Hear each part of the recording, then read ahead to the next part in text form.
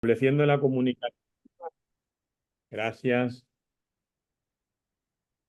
Bueno, continuamos con el diplomado de metodología de la investigación, que es cuantitativo, cualitativo y mixto. Hoy es el quinto día. Hoy lunes 8 de julio es nuestro viernes. Recordemos que circunstancias que se dieron, imagino, cuando uno hace el plan para las actividades, se hace mucho tiempo antes, ¿eh? Y de pronto el 1 de julio nos cayó el lunes y no pudimos comenzar el lunes. Por lo tanto, formalmente y realmente estamos recuperando la clase del 1 de julio hoy como si fuese un viernes.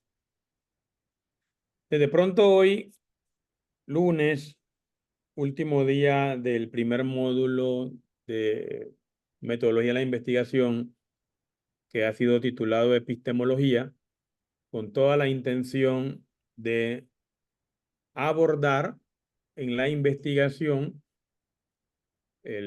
la teoría del conocimiento. Ustedes libremente pueden reemplazar la palabra epistemología por teoría del conocimiento. Pero las personas, yo no sé por qué, será que la filosofía últimamente ha ido perdiendo popularidad. Cuando yo fui estudiante secundaria y universitario también, éramos muy populares, ¿no? Incluso en secundaria se daban 2 cursos de filosofía y algunas carreras, bachilleratos, daban ética, otros daban valores humanos, cuestiones así. Pero poco a poco hemos visto que el tema filosófico se ha ido desplazando y ha afectado el desenvolvimiento de las personas, ha afectado incluso a tal punto que la investigación científica necesita de una estructura conceptual. Entonces hay 3 aspectos ahí, ¿no? O sea, una cosa es que la filosofía también tiene su laboratorio, así como lo tiene la física, así como lo tiene la biología, así como hemos experimentado últimamente con esta ciencia que para muchos era desconocida, ¿no? Porque la pandemia nos trajo a la epidemiología, nos trajo a flor de piel, pues algunos ni siquiera sabían qué era eso. Ahora ya sabemos, ¿no? Entonces, obviamente la epidemiología tiene su laboratorio. Y la gente dice, ¿y los filósofos qué laboratorios van a tener si no tienen tubos de ensayos, ni, no sé, probetas, no sé cómo se llaman todos estos aparatos eh, científicos? Pues sí, nosotros también tenemos un laboratorio que son los conceptos. Somos prácticamente y puramente hermenéutica. Bueno, gran parte de la filosofía. Recuerden que también la filosofía tiene otras disciplinas y que algunas de ellas están un poco más cercanas a la ciencia, por lo menos que el área que yo he dedicado, ¿no? Entonces, creo que eso es algo que tenemos que tener claro, que lo que vamos a ver aquí o lo que hemos visto son conceptos y son los conceptos necesarios para la investigación y para todo. Si usted se lee un libro, usted necesita saber cuál es el concepto clave, cuáles son los conceptos relacionados, cuáles son una serie de conceptos necesarios para poder incluso comprender la lectura.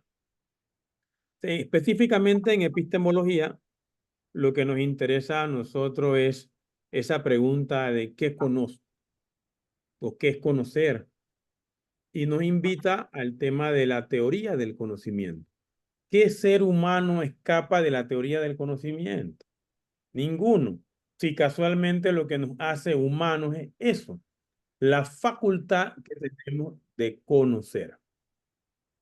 Claro, algunos nos dedicamos un poco a esto del el conocimiento, digamos, el racionalismo, y de pronto profundizamos un poco más. Pero cada una de las carreras que ustedes han estudiado o que están estudiando tienen su teoría del conocimiento, tuvieron su etapa filosófica y a partir de ahí ustedes han continuado con un cúmulo de investigaciones que en algunas profesiones pueden ser 1000 años, en otras pueden ser 100 años, o como preguntaban la semana pasada, hay algunas ciencias que están naciendo, ¿no? ¿Mm? Adelante, Rosemary. Buenas tardes, profesor. ¿Qué tal? Rosemary nuevamente. Bueno, profesor, le quiero comentar que usted me ha hecho reflexionar todo el fin de semana. Mi Qué bien. carrera es enfermería, ¿verdad? Y una carrera muy hermosa. Ya voy para 21 años de servicio. Y la verdad, esto, dentro de nuestra formación hay está la docencia, la administración, la parte de atención directa, que es lo que más me he dedicado, y hablan de la investigación. Y a nosotros dentro de nuestro trabajo pues diario nos exigen siempre la investigación. Ujú. Pero yo recuerdo en mi licenciatura que yo no, dentro del diseño curricular no vi filosofía y tampoco algo que me hablara de la epistemología como usted lo ha enseñado. O sea, es como escuchar a alguien y como escuchar algo tan profundo y comenzar a entender. Esta materia da como sentido a eso de que, ¿qué es lo que yo quiero investigar? Mm. Enfermería por historia, la verdad, ha luchado de que las demás personas la vean como una carrera científica, o sea, es una profesión, es una ciencia, nada más no es una carrera de técnica de acción, sino que nosotros tenemos que tener es un sentido de por qué hacemos nuestras acciones, o sea, el conocimiento científico de por qué actuamos. O sea, que la epistemología ayuda a lo que es el desarrollo de esta ciencia.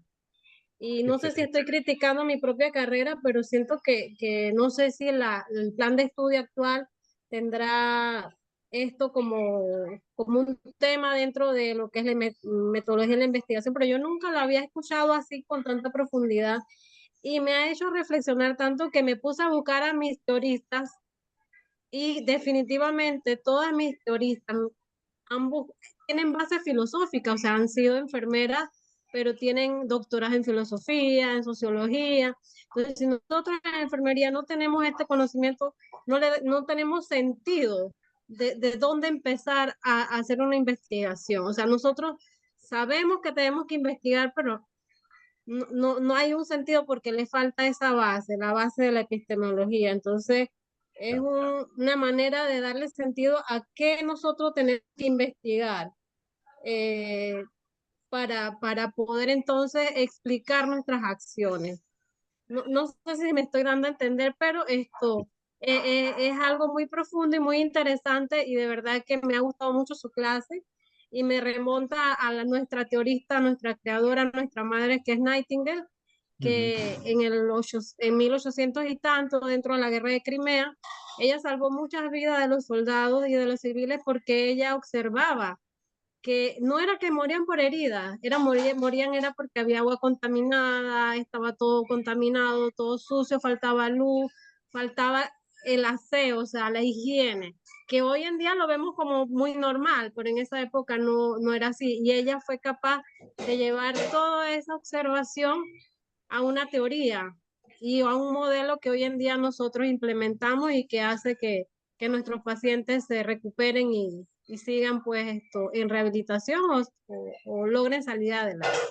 Ese era mi aporte, profesor, y gracias por su conocimiento. No, gracias, gracias a usted. Oye, yo no sé, dejaron una maquinita aquí, ya se apagó. Bien, yo agradezco tu intervención muchísimo porque parte del plan hoy, del objetivo de hoy, es que hablen ustedes.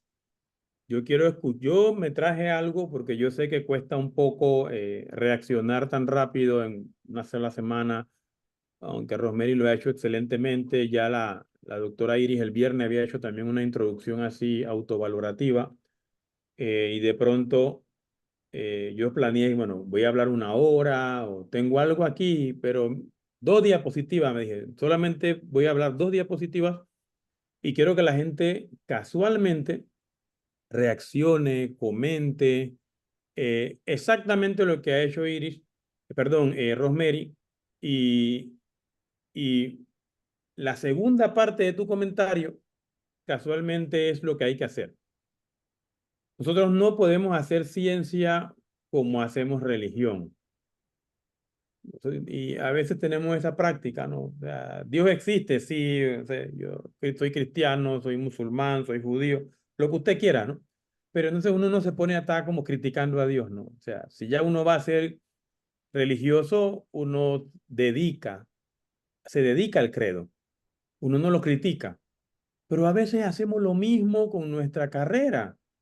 Nos esforzamos tanto en memorizarnos tanto nuestra carrera, los conocimientos dentro de nuestra carrera, que no somos críticos.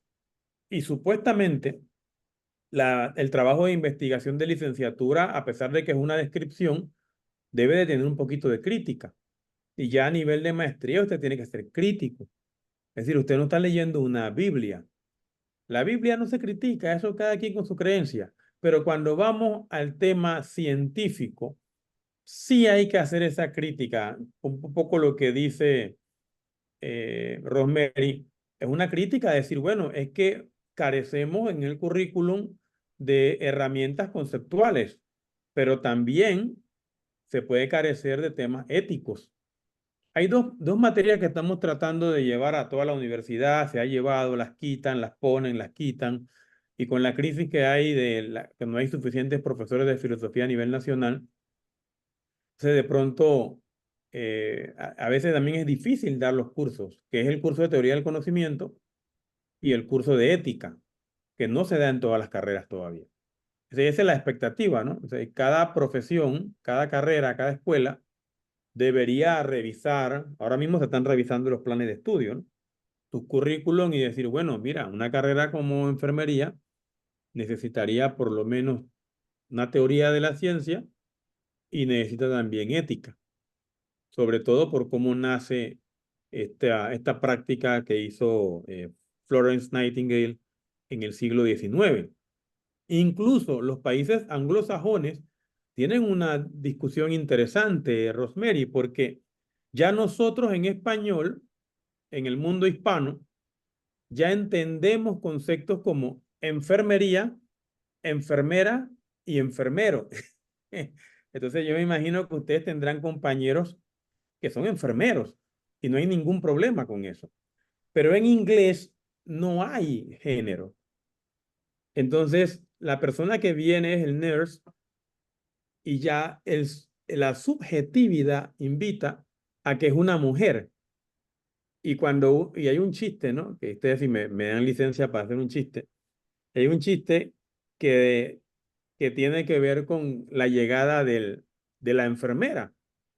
Y llega un hombre, ¿no? Y siempre se burlan porque le siguen llamando enfermera, pues. O sea, la palabra se dice igual, pero de pronto el sentido de decirle que se escuche como o se entienda como enfermera es interesante porque de pronto hay muchos hombres que son enfermeros, pero en inglés no hay la voz para el enfermero. Y como desde Florence Nightingale hasta hoy es enfermería y enfermeras, no hay todavía en inglés, o si alguien ya apareció la palabra, me corrigen, no hay la opción de enfermero. En español ya la tenemos.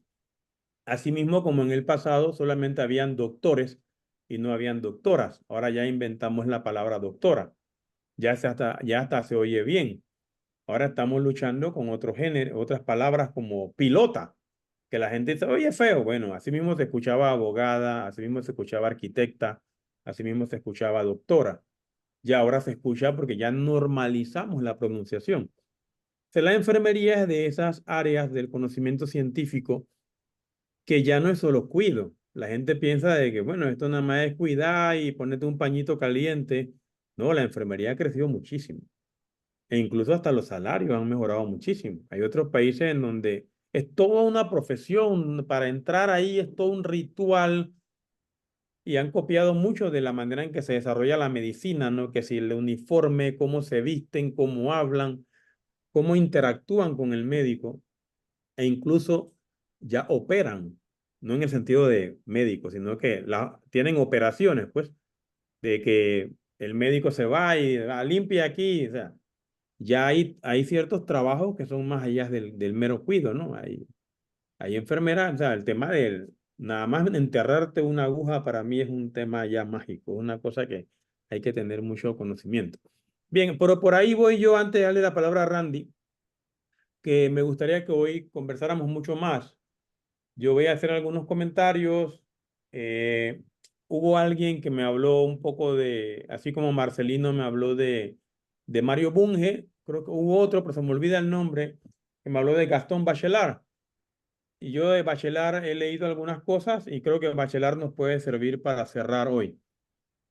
De pronto, una horita máximo, o no sé si de pronto hablo yo de aquí hasta las 3, 2:45, y de 3 a 4:30 son ustedes los que intercambian conmigo, ¿no?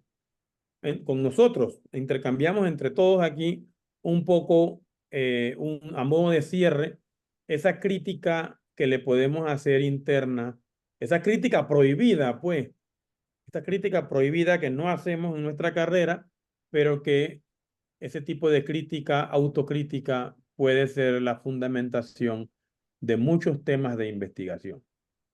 Randy, Hola a todos, buenas tardes.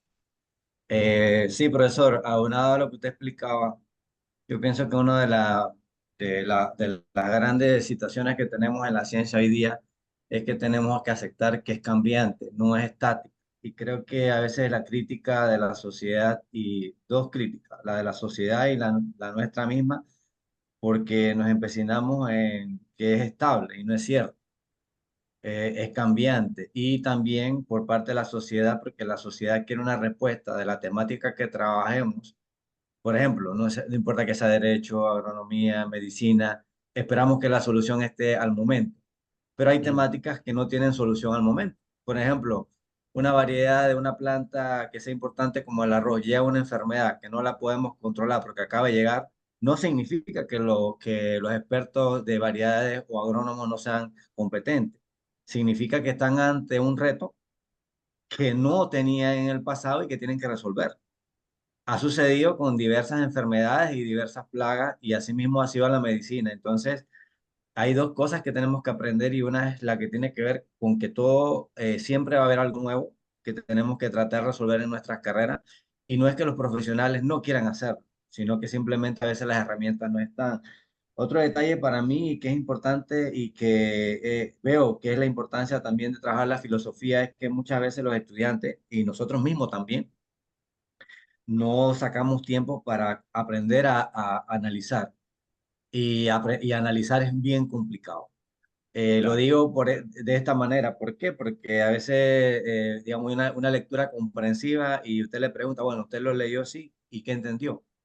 Y ahí comienza a patinar porque comienza a decir esto, sí, pero ¿eso qué significa? Entonces, ese tema de leer, y ahora más con las herramientas que hay virtuales, digitales, de inteligencia artificial, digamos, un estudiante va y pide una información en ChatGPT, pero él no entiende de qué se trata, porque simplemente no lo lee, no lo analiza, y le es muy complicado poder sacar una conversación de la temática porque simplemente no lo entiende. Hay algo que usted mencionó en clase pasada y que para mí es importante, y bueno, y usted lo mencionó claramente, y se lo he dicho a veces cuando he tenido así reuniones: un investigador que no lee no puede ser investigador, porque la lectura forma parte de lo que es la mística de la investigación.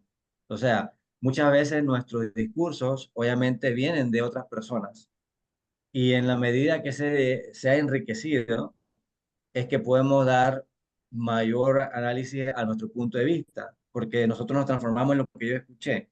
Yo escuché que me dijeron que esto no funciona, para mí eso no funciona, pero yo no me he instruido para verificar si eso es cierto. Si yo no hago ese contraste de la realidad, yo mismo investigo y no me doy cuenta, no voy a poder tener una capacidad de dar un punto de vista que no sea tan sesgado. Por eso, por ejemplo, algunos autores como Steven Pinker, que me gusta mucho leerlo, otros investigadores que trabajan mucho, Yuval, por ejemplo, que hablan de temáticas de manera más abierta.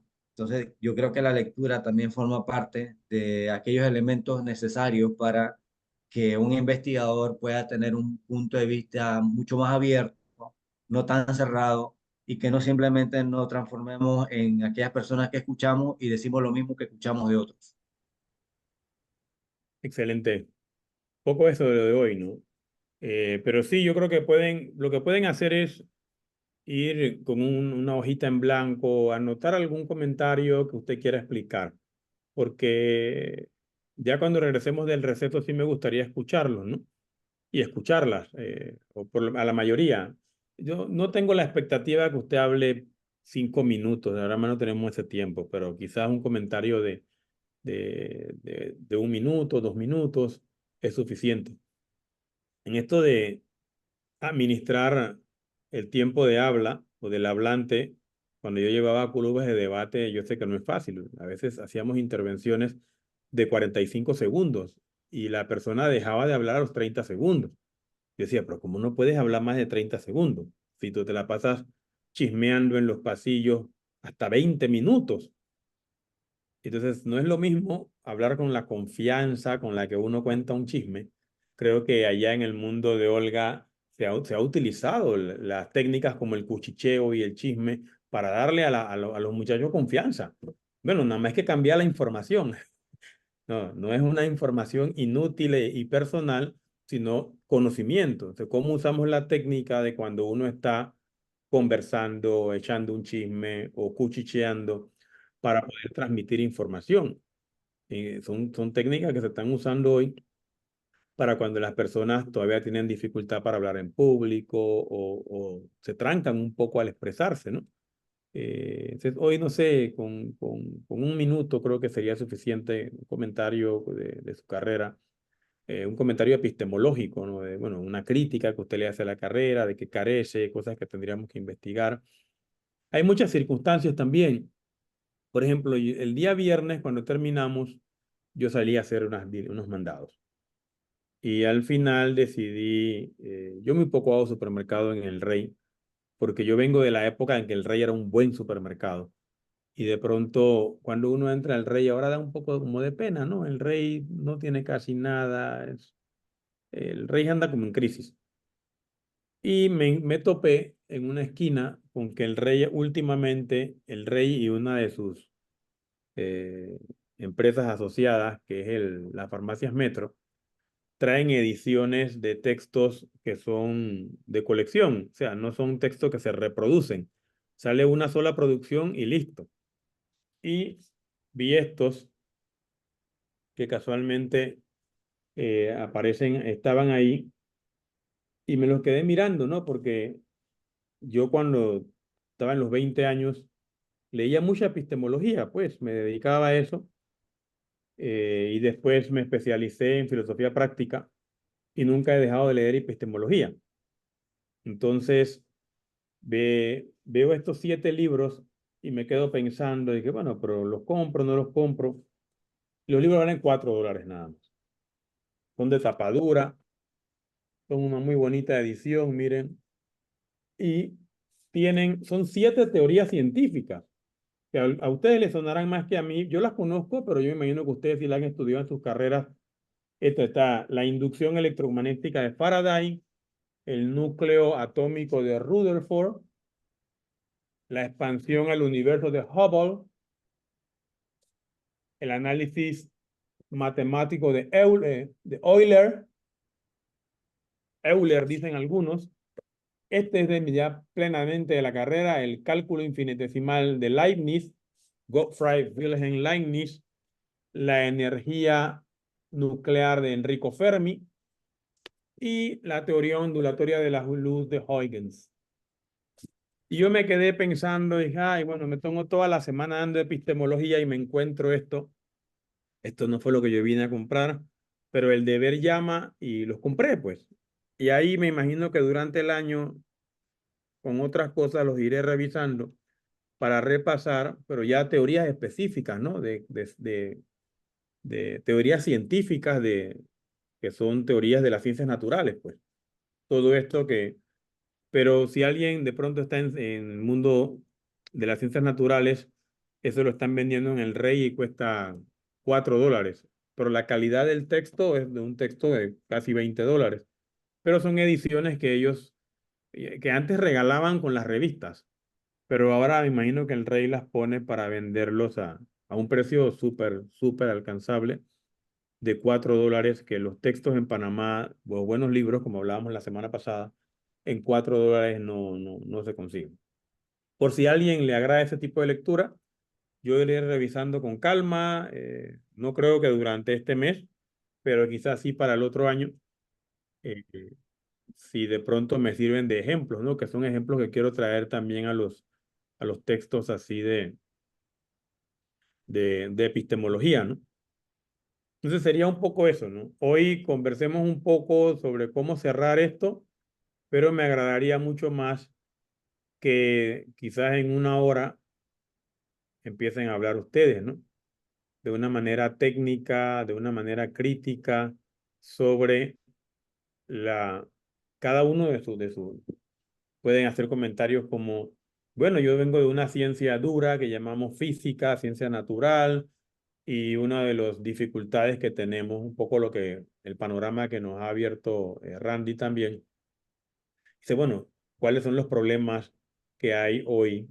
A eso le llamo yo disquisiciones epistemológicas, ¿no? A modo de cierre. Entonces, cada uno de ustedes podría hacer un comentario. Si de pronto usted es de las ciencias sociales, ciencias humanas, el viernes cerramos con esto del debate epistémico y hablamos también de epistemología ambiental, ¿no? Lo que hoy llaman ciencias que no son duras, pues ciencias histórico-críticas, y cuáles son los problemas que está afrontando esta ciencia, que quizás son cosas que ustedes no dicen dentro de los salones de clase, porque lastimosamente los profesores son esto del magister dicit est, lo que el profesor dice es la verdad, y son cositas que hay que superar. Por ejemplo, yo no creo en genios, yo creo que hay gente capaz, pero usted no es diferente de esa persona. Esa persona, usted, yo, Platón, Einstein, somos idénticos, somos biológicamente idénticos. Recuerden que al final el cerebro de Einstein se le sacó, pobre hombre, se le sacó el cerebro de la cabeza y se le hizo una serie de estudios al extremo de picarlo en pedacitos para encontrar la genialidad de Einstein. Y ustedes saben cuál fue el resultado, que el cerebro de Einstein era de lo más común, idéntico al suyo, idéntico al mío. Yo creo que muchas veces es un tema de voluntad, es un tema de circunstancias que estamos viviendo, pero nosotros los seres humanos cometemos el error de pensar de que no, que los genios nacen, los genios no se hacen. Claro que hay habilidades que usted tiene que son más fuertes en usted que en otra persona. Pero bueno, si usted es bueno en artes, dedíquese al arte, olvídese de las matemáticas. Si usted es bueno en matemáticas y no sabe dibujar, dedíquese a las matemáticas. Después usted agarra un curso ahí de cómo dibujar, como una habilidad blanda. Pero a veces nosotros nos esforzamos tanto en triunfar en lo que somos malos y no dedicamos tiempo a algo que nos está llamando desde adentro. No quiero sonar religioso, pero eso significa vocación. Vocación viene del latín vocare, que es como alguien que te está llamando, algo que te está llamando desde adentro. Pero a veces mamá, papá, tío y el que financia tu educación deciden que usted tiene el perfil de un médico o usted tiene el perfil de un abogado. Oye, tú caminas como abogado y vamos influenciando demasiado en la vida de los niños, que de pronto el niño se confunde y elige incluso una carrera totalmente alejada de lo que verdaderamente quiere. Ahí en la carrera de filosofía, cualquier cantidad de reingreso, personas de 40, 50 años, y uno les pregunta, bueno, y dice, no, es que yo siempre quise estudiar filosofía, pero cuando era joven, mi mamá, mi papá, y decidí estudiar lo que ellos querían, y ahora que yo soy una persona exitosa, he vuelto a lo mío. Y vieras lo bueno que son. Ah, pero es que los filósofos se mueren de hambre. Bueno, pues por lo menos morir con dignidad, ¿no? O por lo menos yo no me he muerto de hambre. Y la tasa de desempleo en Panamá de filosofía está en cero. O sea que de hambre no se está muriendo ningún filósofo, ni filósofo. Entonces yo diría que por ahí va el tema de la investigación científica en un sentido ético y técnico, de que nosotros queremos que alguien nos diga qué hacer. Pero nosotros ya estamos dentro del ambiente. Tenemos 5 años en la carrera. Tenemos 2 años en una maestría. Nosotros sabemos que está mal, pero no confiamos en nosotros mismos. Buscamos a alguien que nos diga lo que tenemos que hacer. Pero si usted dedica tiempo a leer los temas que le inquietan y va encontrando las epistemologías, cuáles son las teorías que sostienen ese problema, entonces usted empieza a construir su estado de la cuestión, su estado del arte, el problema de la investigación, y le sale una pregunta que usted puede cambiar 1000 veces, ¿eh? Pero hay que buscarla, hay que caminarla. Pero nosotros queremos que nos las den, porque, ustedes disculpen la analogía, ¿no? Pero estamos como los jugadores de fútbol, ¿no? Nos quedamos viendo a los demás, ay, que este juega en el Barça, este juega en el Barça. Yo estamos en la desesperación por pedirle la foto, nos olvidamos que estamos jugando fútbol. Entonces, a veces admiramos demasiado a nuestros profesores. El profesor se le respeta, el profesor se ganó su espacio como autoridad, pero admiración al cura en la iglesia, a Dios, no sé. Nosotros no podemos hacer de la ciencia un espacio para estar admirando ídolos, porque ya sería una forma de enajenación científica. Entonces, ese es como un consejito de manera de cierre, que ahí están los conceptos. Así mismo como los leyó Einstein, así mismo lo puede leer usted. Y que a veces pensamos que Einstein lo leyó una vez. No, lo leyó 10 veces, lo leyó 20 veces. También lo discutió. Ningún libro que se haya ganado un gran premio ha sido escrito directamente. Esa persona lo escribió, lo reescribió, lo revisó, lo editó, lo envió, se lo devolvieron. Es un proceso largo. Pero nosotros nos rendimos al primer strike. Ya, dejamos el bate y nos vamos. Oye, pues usted tiene más oportunidades. Y la vida no son 3 strikes. A veces en la vida son 10. A veces son 15. A veces uno pega el último, que es el número 20, porque algunos no somos de Ciudad de Panamá. Algunos no estamos en los ambientes adecuados y toma tiempo la reconstrucción y la deconstrucción de todo. Yo diría que a modo de cierre, estos son algunos de los temas que me gustaría tocar, ¿no? El asunto de que a veces somos bastante idólatras, pensamos que ciertos problemas científicos tienen que ser resueltos por algún genio. O agarramos autores y pensamos que lo que ese autor pensó hasta ahí. ¿Por qué? Piensa en Einstein, él no le convenció a Newton y él hizo lo suyo.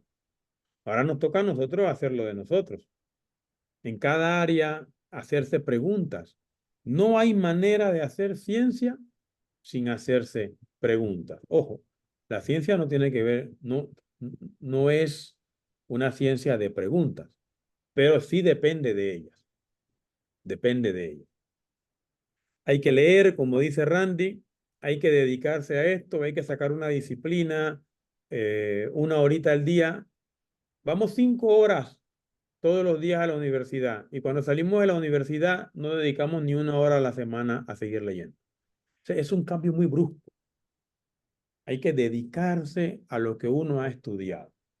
Y si se dio cuenta después que usted está en otra área del conocimiento, bueno, combine.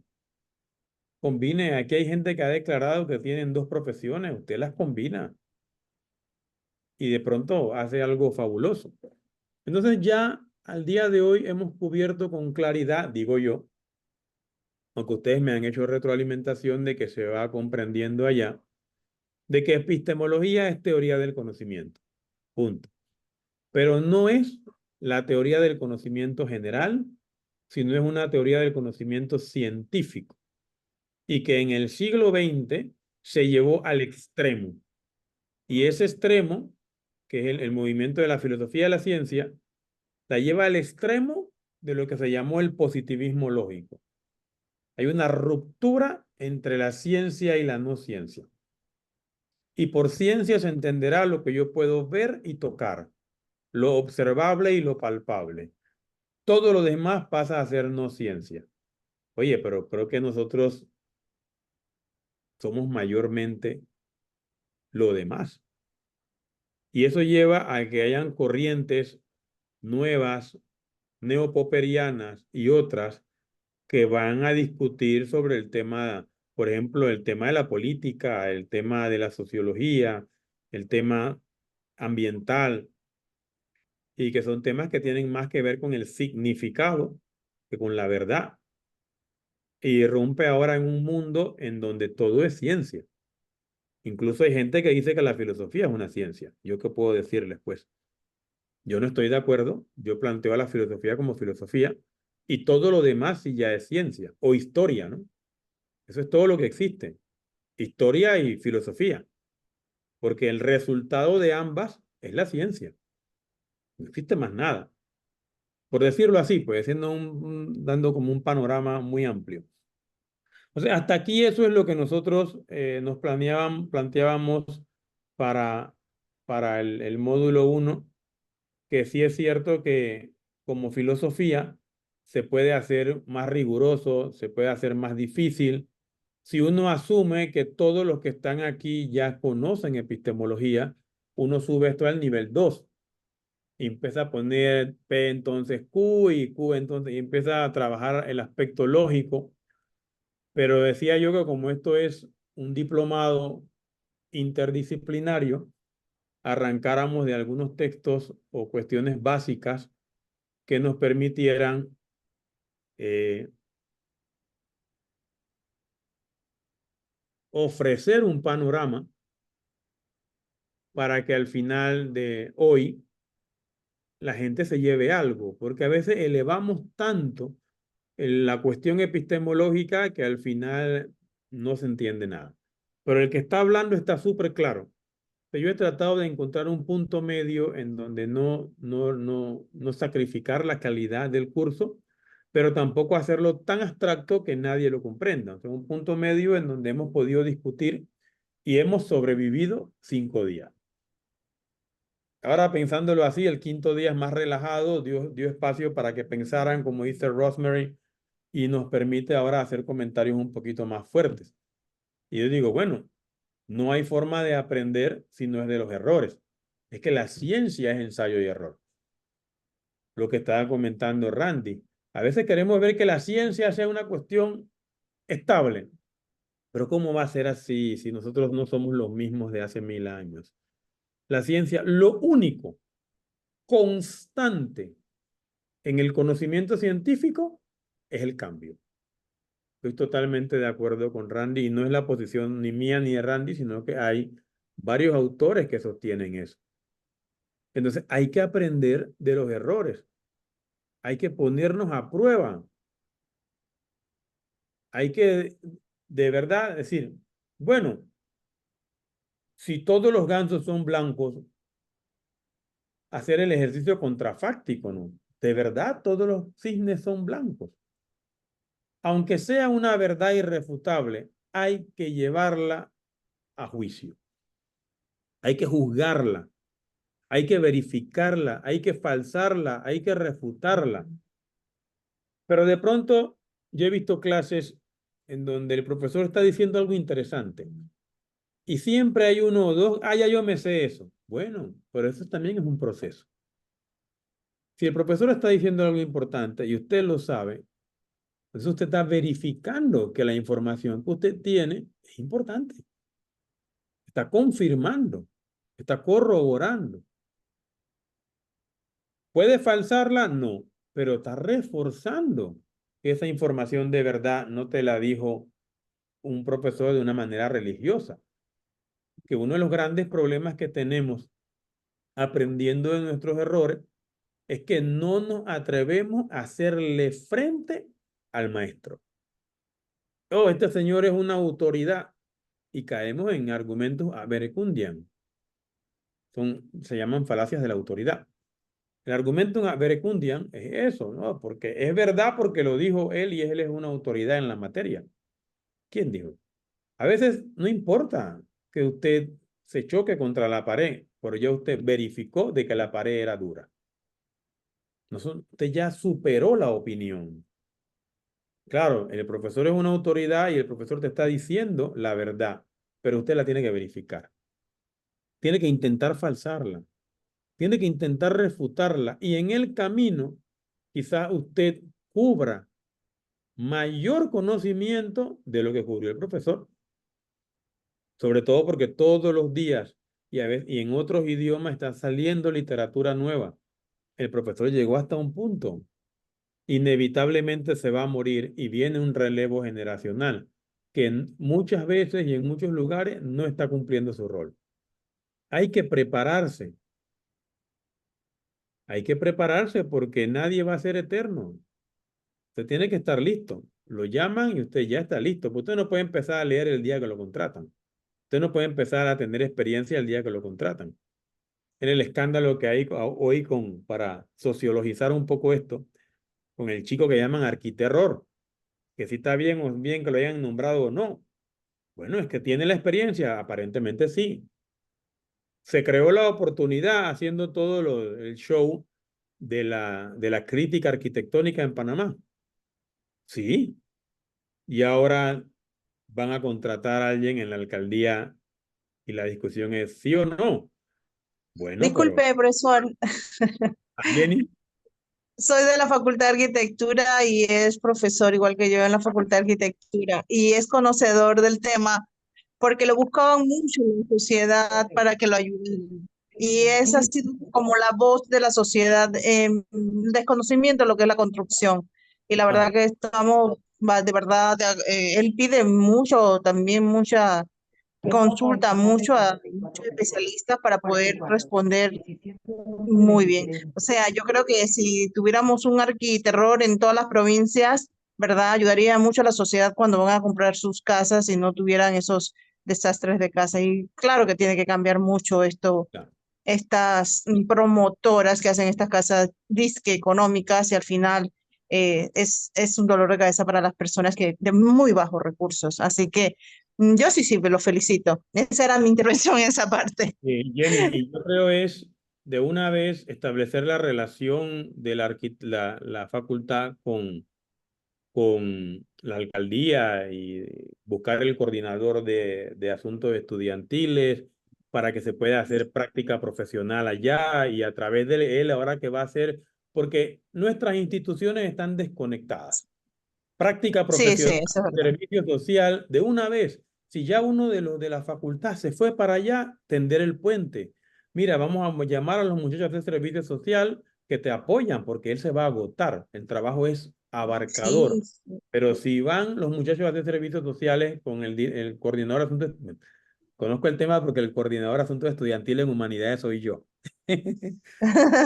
No, yo espero que sí, va a ser bastante bueno porque hasta más los jóvenes a veces piden hacer servicios sociales y no les permitían en muchos lugares. Espero que con este cambio sea bueno, no lo sé, y pueda haber bastante, no solamente de arquitectura, ¿eh? Yo pienso que de todas las facultades, todos estos estudiantes que están saliendo y necesitan hacer prácticas de su carrera en otras instituciones, me parece sería genial porque ayudaría mucho a la sociedad a entender más sus derechos en todos los temas.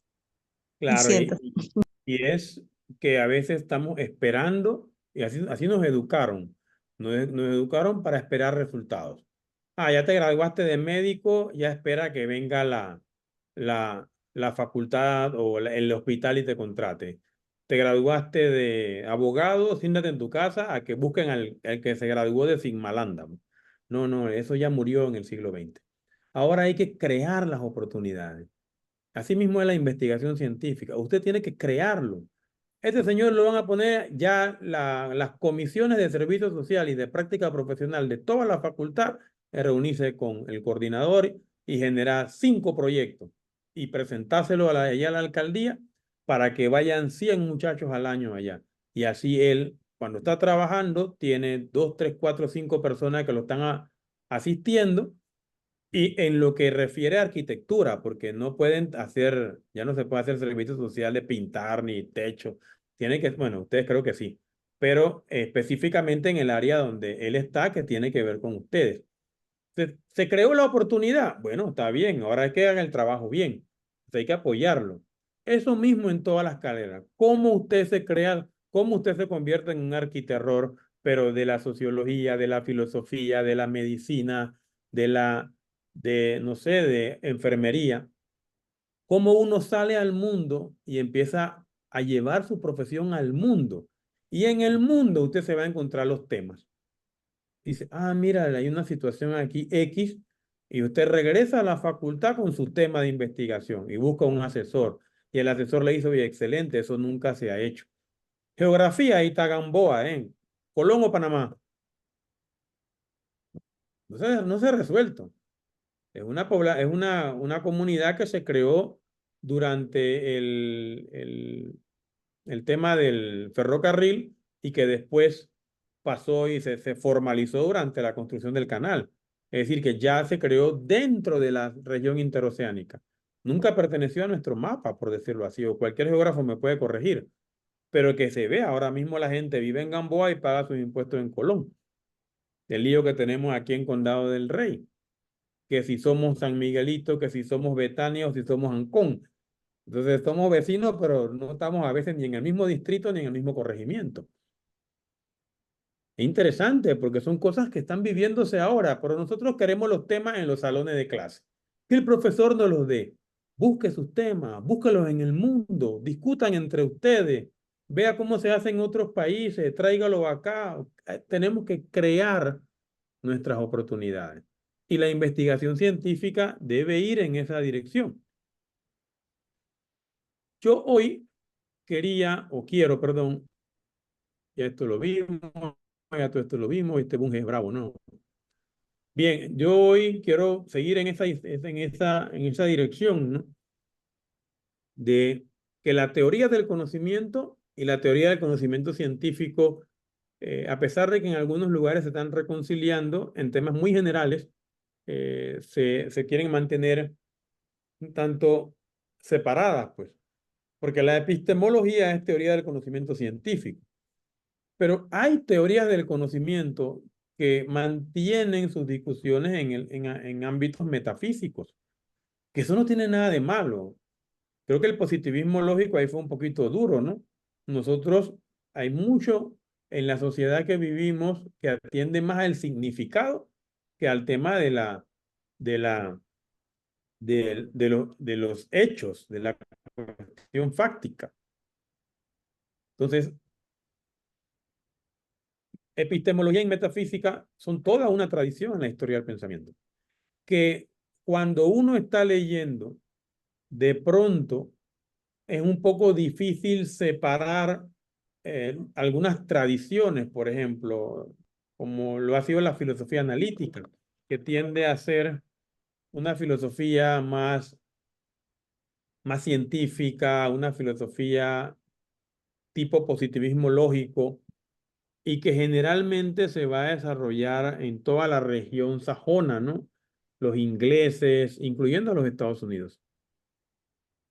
Sin embargo, la filosofía continental, la filosofía un poco más Alemania, Francia, hacia acá abajo, España, eh, ah, bueno, hay algunas expresiones muy leves en Latinoamérica o en Hispanoamérica eh, que sí recargan un poco el tema de lo social, de lo humano, eh, del significado. O sea, a esa le llamamos un poco filosofía continental.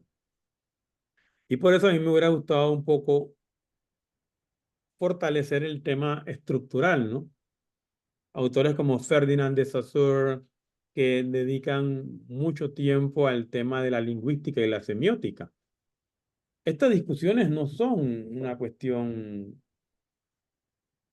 inmediata o espontánea.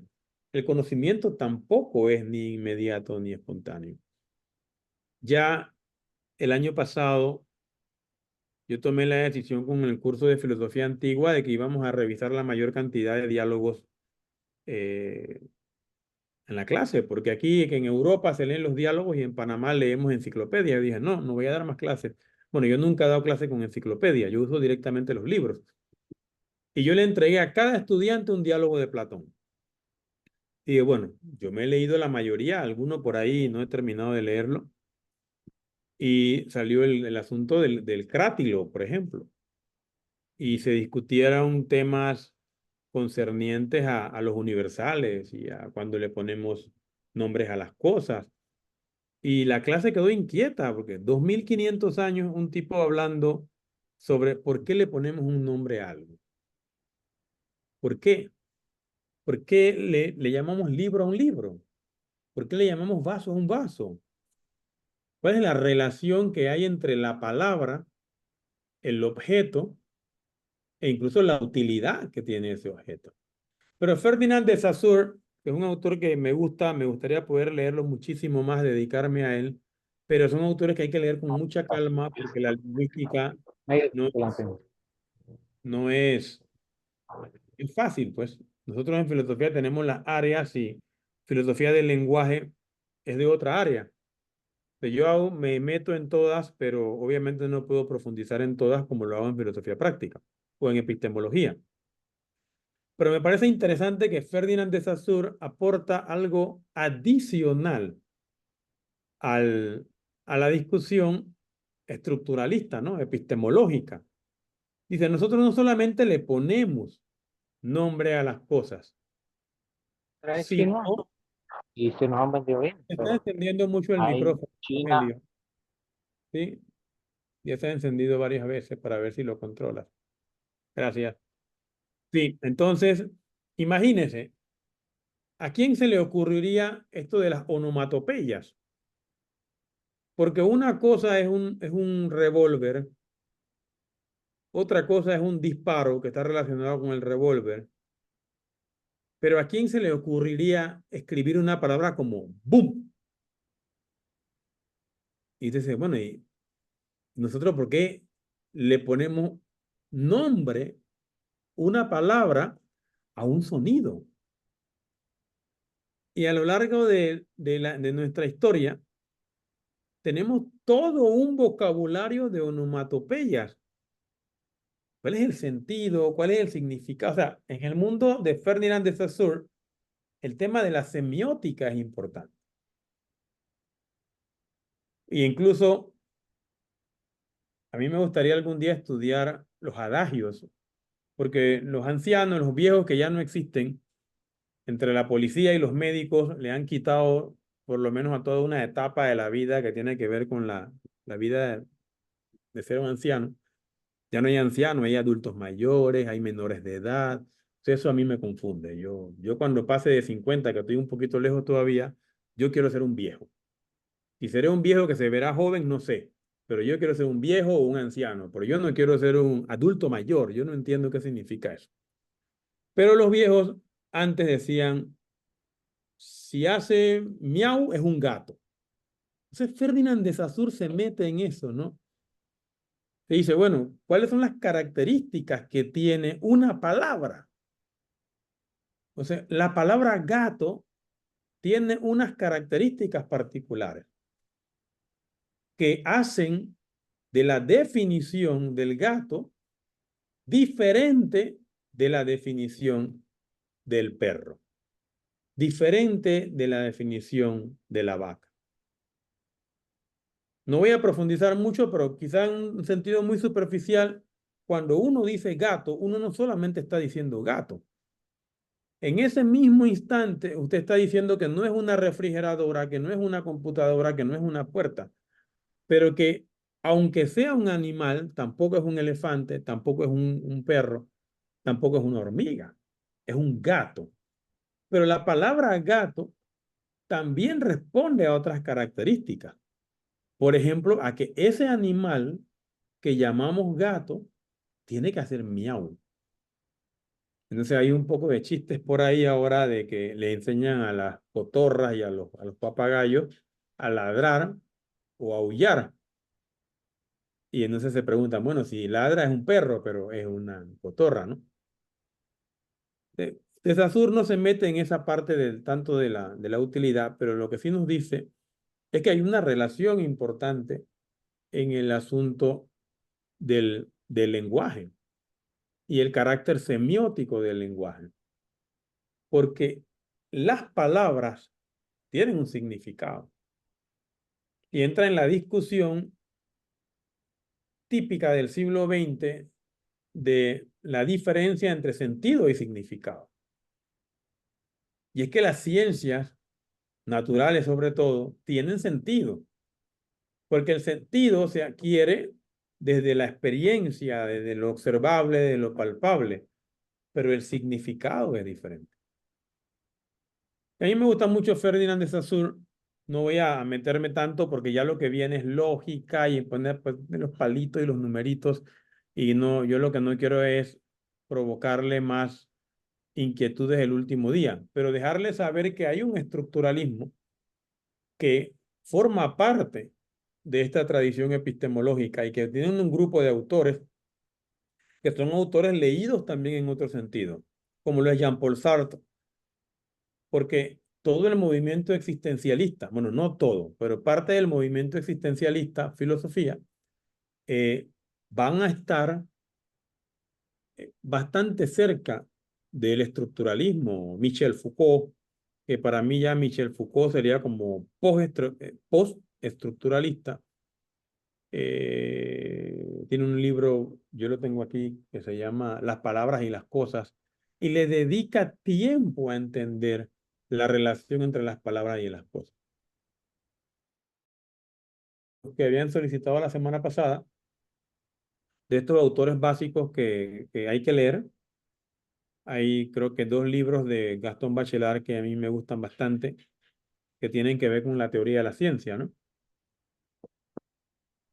Uno es La nueva ciencia y el otro es La formación del espíritu de la ciencia o del científico.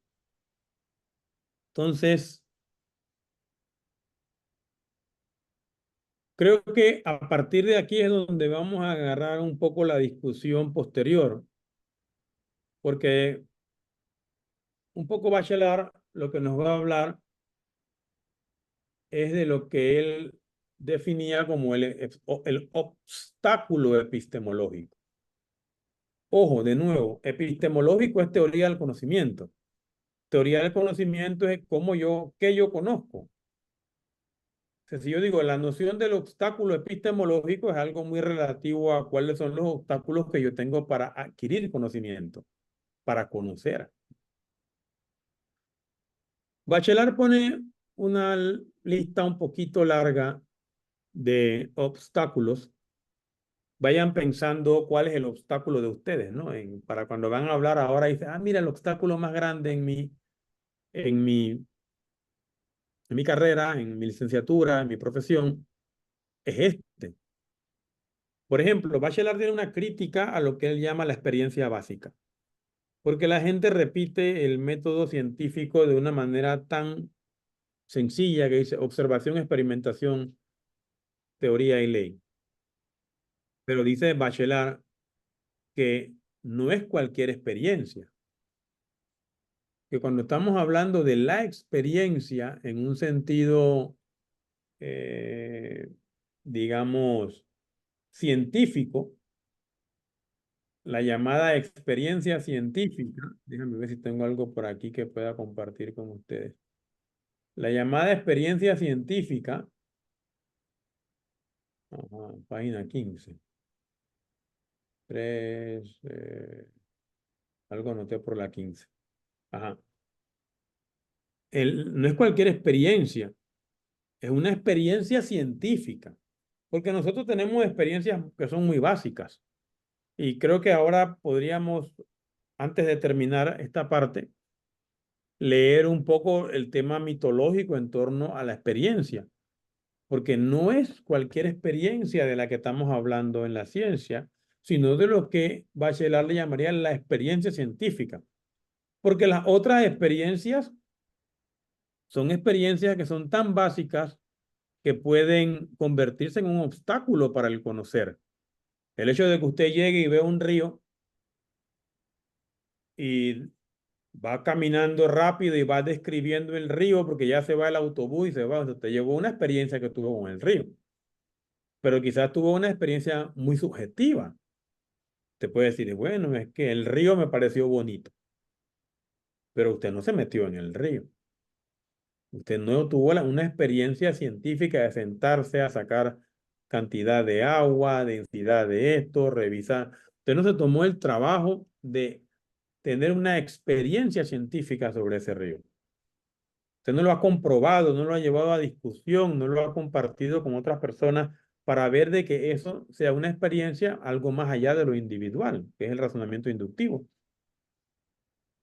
Entonces, estos 4 momentos que podemos discutir brevemente y que quizás a algunos les sirvan a ustedes para lo que tienen que compartir ahora, y es lo único que tendrían que hacer, porque para finalizar el módulo ya después descansan hasta el otro módulo. No tienen que entregar nada final ni nada de eso que habíamos conversado un poco como posibilidad. Creo que es suficiente el tiempo que han dedicado y yo le tengo que enviar o debo enviarle a extensión una carpeta con los libros que tengo pensado. Voy a meter este de Gastón Bachelard también que se llama La formación del espíritu científico. De estos son los 4 aspectos, ¿no? Hay una experiencia que es básica, que es un obstáculo, porque no es una experiencia científica. Hay un conocimiento que es general, que no necesariamente es opinión, pero es muy general. No es un conocimiento científico. Ese es un obstáculo. ¿Hasta qué punto hay conocimiento general en su profesión que tiene mayor peso que el conocimiento científico? Porque como no somos críticos, repetimos lo que dice el maestro y el conocimiento se vuelve muy general. Y a la hora de la investigación científica se convierte en un obstáculo. Porque, oye, lo que yo voy a decir va a afectar al Dios que tenemos aquí de la facultad y me van a despedir. O en algún problema usted se va a meter.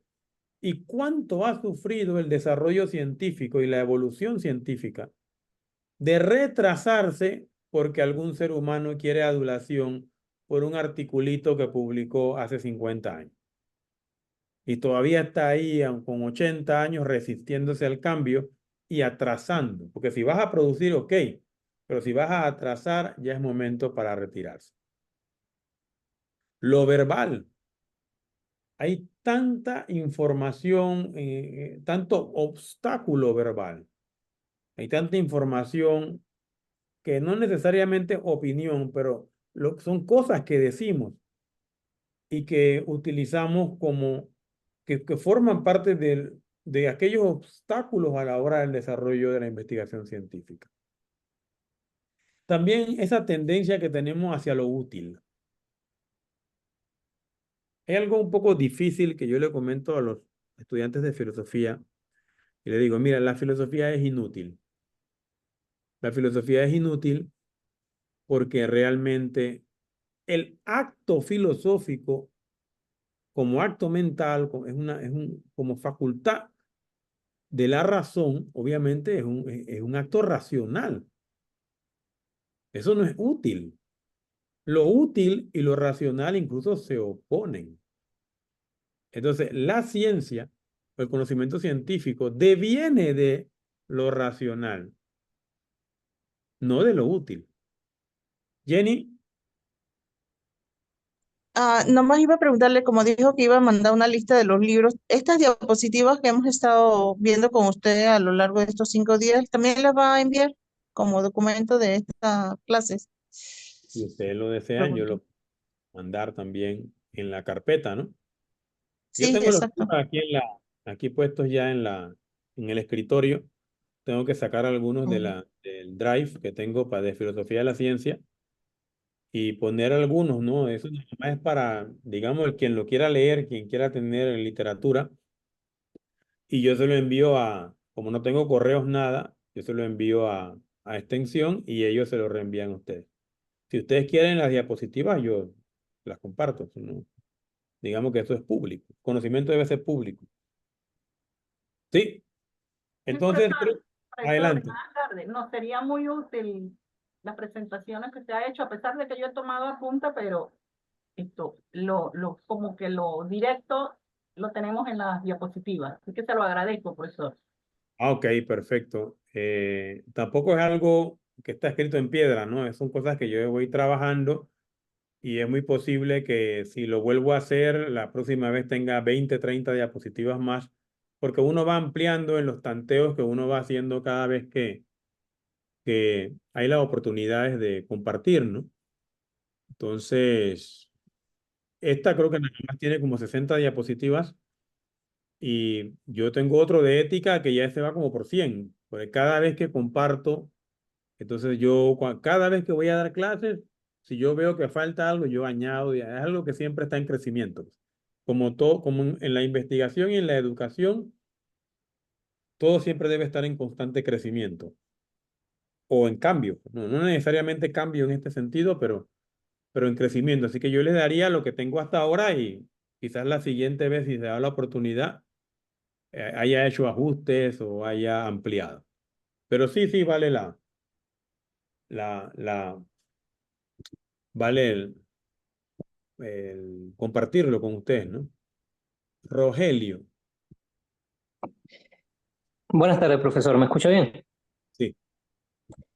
Primeramente quiero disculparme por lo que pasó antes con el micrófono. Y bueno, como ven, estoy en mi área de trabajo y quería aprovechar para dar mi aporte solicitado anteriormente por usted en cuanto a los módulos que se han tratado y todo lo concerniente al tema de la epistemología. Bien, como todos sabemos, sabemos que el conocimiento es abstracto. El primero que habló sobre eso fue Hegel. Y bueno, la mayor problemática que o sea, usted ha hecho que todos nos hagamos preguntas propias, tanto de nosotros mismos como de nuestras carreras. Y el mayor reto que yo encuentro en la de nosotros, que es la disciplina del trabajo social, que es aparte de la psicología que es nueva, que empezó en el siglo XIX, la de nosotros también. Y todavía está bastante verde en el sentido de la teorización. O sea, no hay un trabajador social que se haya sentado a teorizar, sino que copiamos un poquito de la psicología, tomamos un poquito de la sociología, tomamos un poquito de la filosofía, etcétera, etcétera. Y entonces siento yo que el mayor reto del trabajador social en la actualidad es apropiarse tanto de la ciencia, o sea, de la disciplina, porque somos más una disciplina científica que una ciencia. Y bueno, es bastante necesaria y necesario también para la posteridad, pues, porque siento que tenemos unas bases bastante flojas en ese sentido y el método ya se ve hasta un poco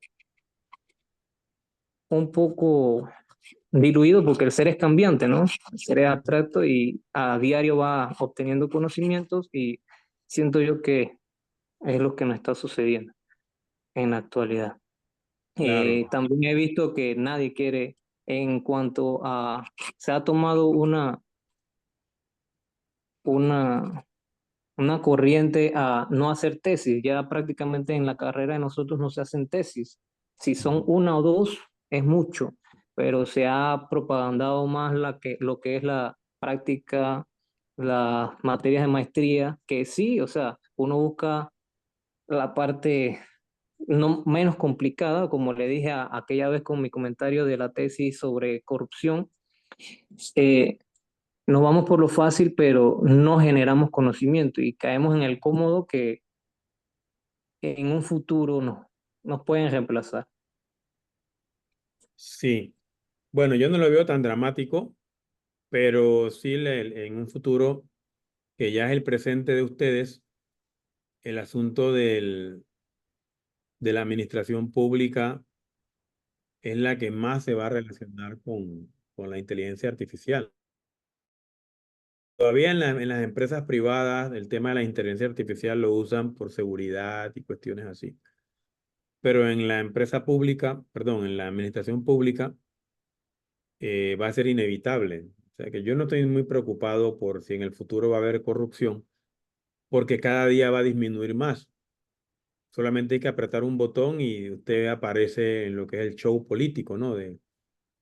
No sé cuál es el escándalo que hay ahora con el tema de las auditorías y demás, porque ya eso es parte del presente. Usted va a tener que proveer la información sin que se la pidan. Ya eso es parte de nuestro presente. Usted, como un profesor que cuando nosotros damos clase en maestría, usted no cobra el cheque si no entrega la lista de notas. Entonces, ¿Te das cuenta? Usted tiene que partir ya del resultado. Se va a cobrar, pero si entrega los resultados. Eso mismo va a ocurrir en muchos casos. Y cuando uno da cursos por otros lados, así de, digamos que de verano, tiene que partir de los resultados. En la administración pública va a partir de los resultados. Y va a ser muy difícil en el futuro que el tema de las coimas, el tema de la corrupción, porque no van a poder soslayar la inteligencia artificial. O sea, usted va a estar grabado de una forma o de otra. Al principio va a ser una herramienta muy pro-ciudadana, ¿no? Si usted se choca ahora, usted puede huir, pero en la investigación regresan y aparece como la persona te chocó, dónde está, el número de placa, y esa persona está en muchos problemas. Y que ahora mismo usted cada vez que tenga algo fuera de lo normal, sonría y piense que está en cámara escondida porque usted lo están grabando. Ya nosotros hay lugares en donde para entrar se requiere el tacto digital, vale la redundancia, el reconocimiento facial, tipos de reconocimiento que ya nosotros estamos escaneados en todas partes. Por decirlo así, que nos toman fotos para el pasaporte y para la cédula, o sea que ya el sistema nos tiene guardado a todos, donde uno nada más hace así, dice Toribio Pineda, trabaja en la Universidad de Panamá. No hay que ni preguntarme, y sale la dirección, sale todo. Dentro de poco nosotros vamos a tener que andar caminando rectecito porque va a ser la inteligencia artificial la que nos va a condicionar. Esa va a ser la parte negativa, ¿no? Pero va a ser positivo para la administración pública. La ciencia política es una ciencia que obviamente no es una ciencia natural. Ya lo vivimos durante la pandemia de repartir el bono solidario. Y lo hizo de una forma espontánea. Y punto. Bueno, esa es una de las críticas que hace también Gastón Bachelard. Es que el conocimiento no es espontáneo. Usted tenía que llamar a la Facultad de Administración Pública y preguntarle para que compartiera la data que tienen los trabajadores sociales de la República de Panamá. Ahora, si cuando le preguntaban la carrera de trabajo social no tiene una relación con el Ministerio de Desarrollo Social y no existe una data, como de por cierto no existía, entonces, ¿qué más quieren? Ahí tienen todo un universo de problemas de investigación que no son difíciles. Son investigaciones de campo, yo diría que son investigaciones científicas. Trabajo social, yo di mucho tiempo clases en trabajo social. La semana pasada terminé un diplomado de ética aplicada a la administración pública. Y te digo, yo creo que trabajo social es quizás una de las carreras más importantes que existen. Cada vez que hay un niño que esté teniendo experiencias laborales por debajo o sea, un niño, pues, un menor de edad, cada vez que hay una persona, una mujer maltratada, un niño maltratado, solamente por el hecho de que se choca un auto y Dios quiera que no, se muere el papá y la mamá, ya, eso es un problema de trabajo social. Mira el escándalo que tuvimos con la secretaría la vez pasada. Entonces, hay todo un universo de problemas ahí para tratar. Y sí es cierto que nos hemos alejado de la investigación científica de nuevo porque la mejor tesis es la que gradúa y perdemos. Pero usted nada más puede hacerlo de licenciatura a maestría. Cuando lo hace de maestría a doctorado, eh, corre riesgo, ¿eh? Corre mucho riesgo. Porque si usted termina la maestría con cursos de doctorado, después no se puede matricular en un doctorado. Porque para matricular en el doctorado necesitas la habilitación al doctorado. Y la habilitación es tu tesis. Y si usted no hizo tesis, ¿cómo, cómo se va a matricular en el doctorado? ¿Cuál fue tu tesis? Si usted se graduó de licenciatura, fue maestría y cuando ya va para el doctorado nunca hizo tesis, usted no solamente va prácticamente en una silla de ruedas, va con una discapacidad, sino que posiblemente no consiga la habilitación. o por lo menos no lo vas a conseguir fuera de Panamá. Porque la universidad que te reciba allá te va a pedir una carta de habilitación. Y en esa carta de habilitación la universidad tiene que decir, finalizó su estudio de maestría con la tesis en... No, tomó 2 cursos de doctorado. En otros países usted tiene la opción de tomar eso, pero no puede habilitarse a lo que sigue. Solamente se puede dedicar a la docencia. Un científico, si hace eso, solamente se puede dedicar a la docencia. No le van a dar una investigación científica si no finalizó su estudio con una investigación. Que son cositas que a veces no le explican a la gente, ¿no? Que tienen que saber. Tienes que, si tú vas a agarrar de licenciatura a maestría, parece que no afecta tanto, pero me imagino que en algún lado puede afectar. Se tiene que estar consciente de los riesgos. Entonces, cuando Gastón Bachelard nos habla de esto, incluye todo, ¿no? Cada uno de ustedes tiene que hacer una evaluación de cuáles son los obstáculos epistemológicos. Bien lo dice Rogelio. Bueno, hay una perspectiva equivocada, ¿eh? De que el trabajo social, no, porque el trabajo social es una ciencia política, una ciencia de la administración pública importante. Incluso una de las cosas más tratadas en ese área hoy es la innovación. Y los otros días yo tuve que leerme todo un capítulo de cómo es la epistemología como un tema de innovación en la administración pública. Y que algunos aspectos epistemológicos se cruzan. Es decir, se pueden utilizar en la empresa privada tanto como se pueden utilizar en la empresa pública. Se pueden utilizar, pero recuerden que la empresa privada y la empresa pública, perdón, la administración pública no son lo mismo. Que la gente que anda diciendo por ahí que hay que poner en el Ministerio de Educación un empresario, no le va a hacer un favor. Ese empresario puede quedar preso. Porque la forma como funciona una empresa privada y la manera como se administra una empresa, una institución pública, no es parecido en lo absoluto. No es parecido. Ni siquiera es inmediato. Yo recuerdo mi primer año como profesor, yo cobré a las 11 quincenas. ¿Cómo sobrevive un profesor que va a trabajar todos los días 11 quincenas sin cobrar? Eso nada más pasa en una casa hispanoamericana, en donde no hay, te ayuda el papá, el tío, el primo. Siempre hay alguien que te ayude, pero al final todo el mundo está esperando el chequezón cuando llegue. Y por eso que no nos dura ni 2 días. Apenas llega, hay que repartirlo a toda la comunidad que nos ayudó a llegar a las 11 quincenas. Entonces la administración pública tiene sus deficiencias, pero tiene su rigurosidad. Se demora buscando esa rigurosidad y aún así nos golean. Mire todos los problemas que hay de auxilios económicos, pero ahí eso está registrado, ¿eh? Mañana deben de abrirse todos esos libros y todo en poner a subir a bajar escalera a toda esa gente que aceptaron auxilios sin la necesidad. Eso era un paseo que había aquí.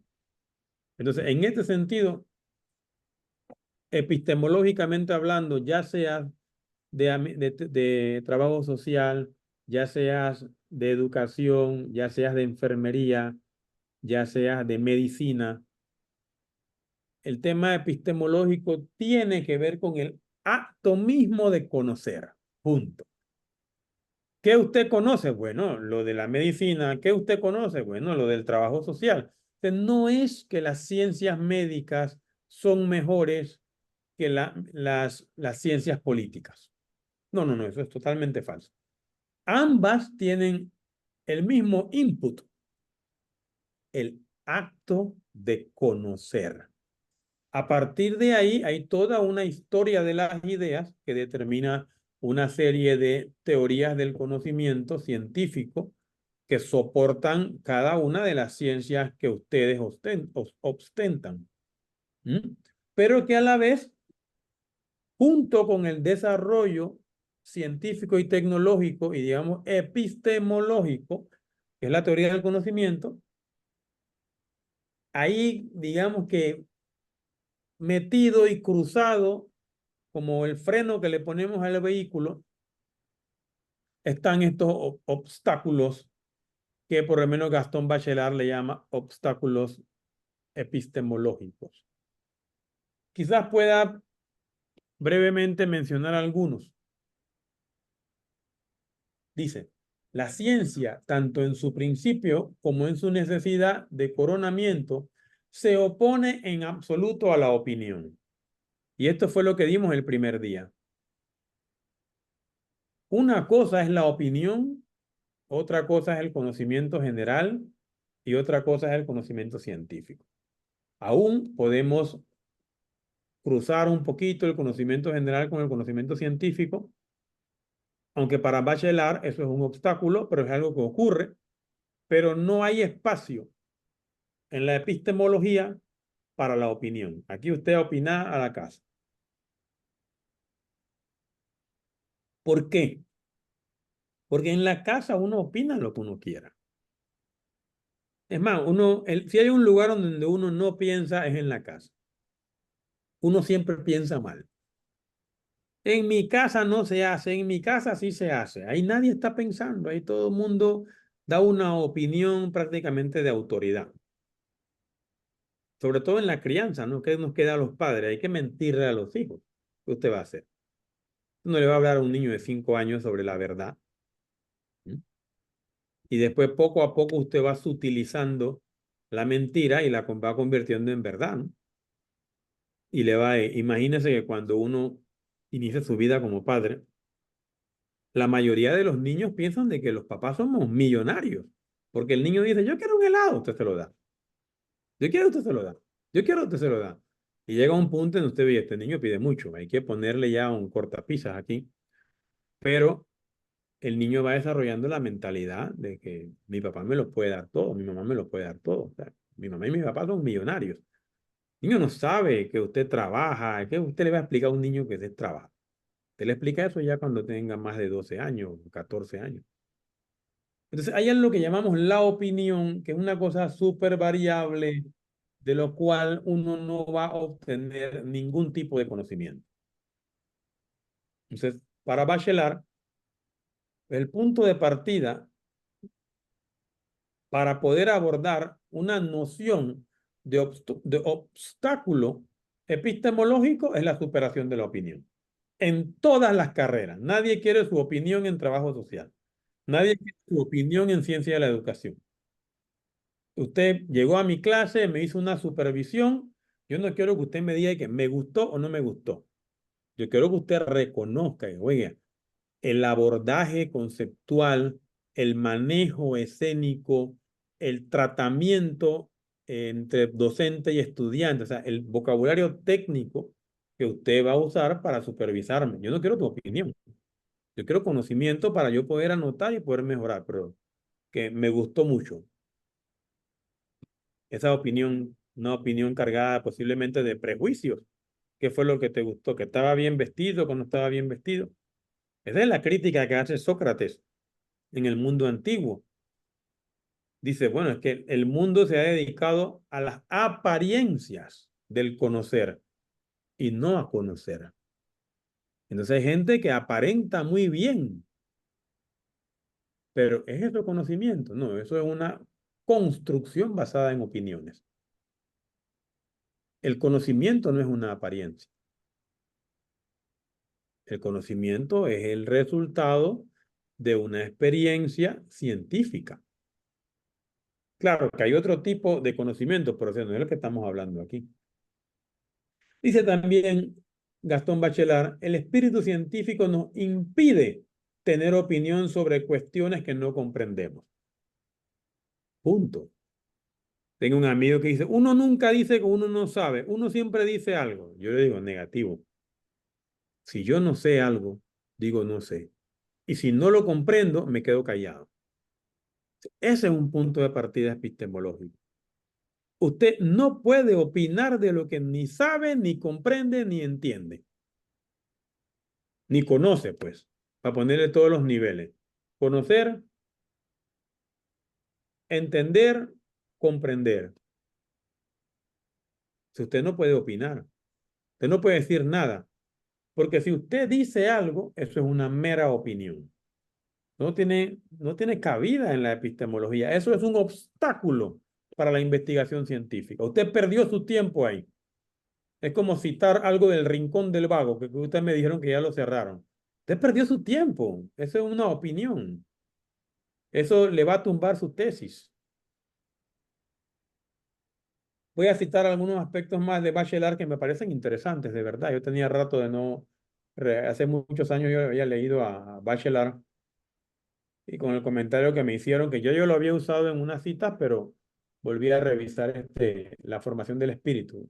La nueva ciencia no está mal, pero me gusta más este. Dice, para un espíritu científico, todo conocimiento es una respuesta a una pregunta. ¿Recuerdan lo que habíamos dicho en la primera clase? El qué siempre es filosófico. A la filosofía no le interesan las respuestas. La filosofía solo le interesa su pregunta. ¿Qué es? Entonces, de ahí la ciencia se encarga de responderlo.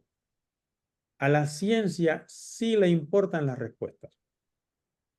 Usted va al filósofo, donde el filósofo y sale traumado, porque sale con más preguntas, como dice Rosemary. Usted sale con 20 preguntas más. Pero si usted va al médico, usted no quiere salir con preguntas, usted quiere salir con respuestas. Usted quiere salir con que le dijeron que usted tiene por lo menos una infección de tal tipo y esta es la respuesta a ese problema. O sea, la ciencia es una ciencia de respuestas. La filosofía es un modo de vida o una profesión de hacerse preguntas. Entonces, esas preguntas la ciencia la toma, ¿ve? Laboratorio conceptual, estructura conceptual. La filosofía provee la estructura conceptual y la ciencia toma esas preguntas y las responde.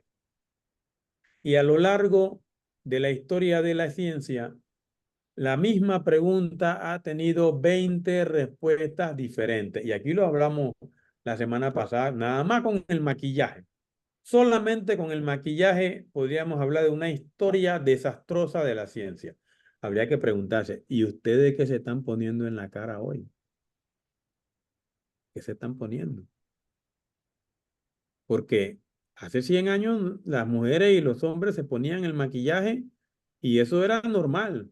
No sabemos si ahora que mandan a que uno tiene que ponerse todos los días el bloqueador solar, no sabemos si de verdad eso nos está bloqueando, si está bien, o cuáles son las implicaciones en 10 años de ponernos eso. Solamente con el tema del maquillaje, solamente con hablar de cómo pintamos las casas. Gente todo el tiempo mareada, desmayada, y era el plomo de la pintura, ¿eh? Y los médicos haciendo hasta lo imposible, y el químico no venía de dentro del cuerpo. La persona lo estaba respirando en la casa, y así pintamos por cuántos años. Entonces, esas son respuestas. Y como dice Randy, una respuesta lleva a otra respuesta, porque de una respuesta a otra respuesta hay cambio, no hay estabilidad. La ciencia cambia permanentemente. Vamos de un cambio a otro, de una respuesta a otra. Y ese ejercicio científico es ad infinitum, o sea, no se va a acabar nunca. Decía la vez pasada, ciencia es la última frontera. Estamos aquí y vamos hacia allá. Hacia atrás hemos mejorado mucho. Muchísimo, muchísimo. Pregúntenle, creo que fue la que era enfermera, ¿quién fue? Rosemary. Eh, Solo lo que han mejorado el tratamiento a un paciente desde una cama, oiga.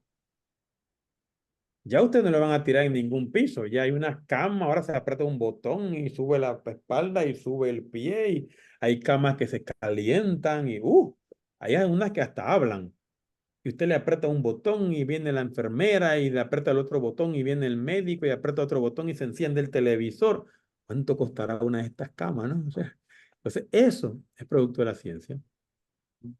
De la ciencia en un diálogo con la medicina y con la enfermería. No espontáneamente, ¿eh? Es un diálogo, son respuestas.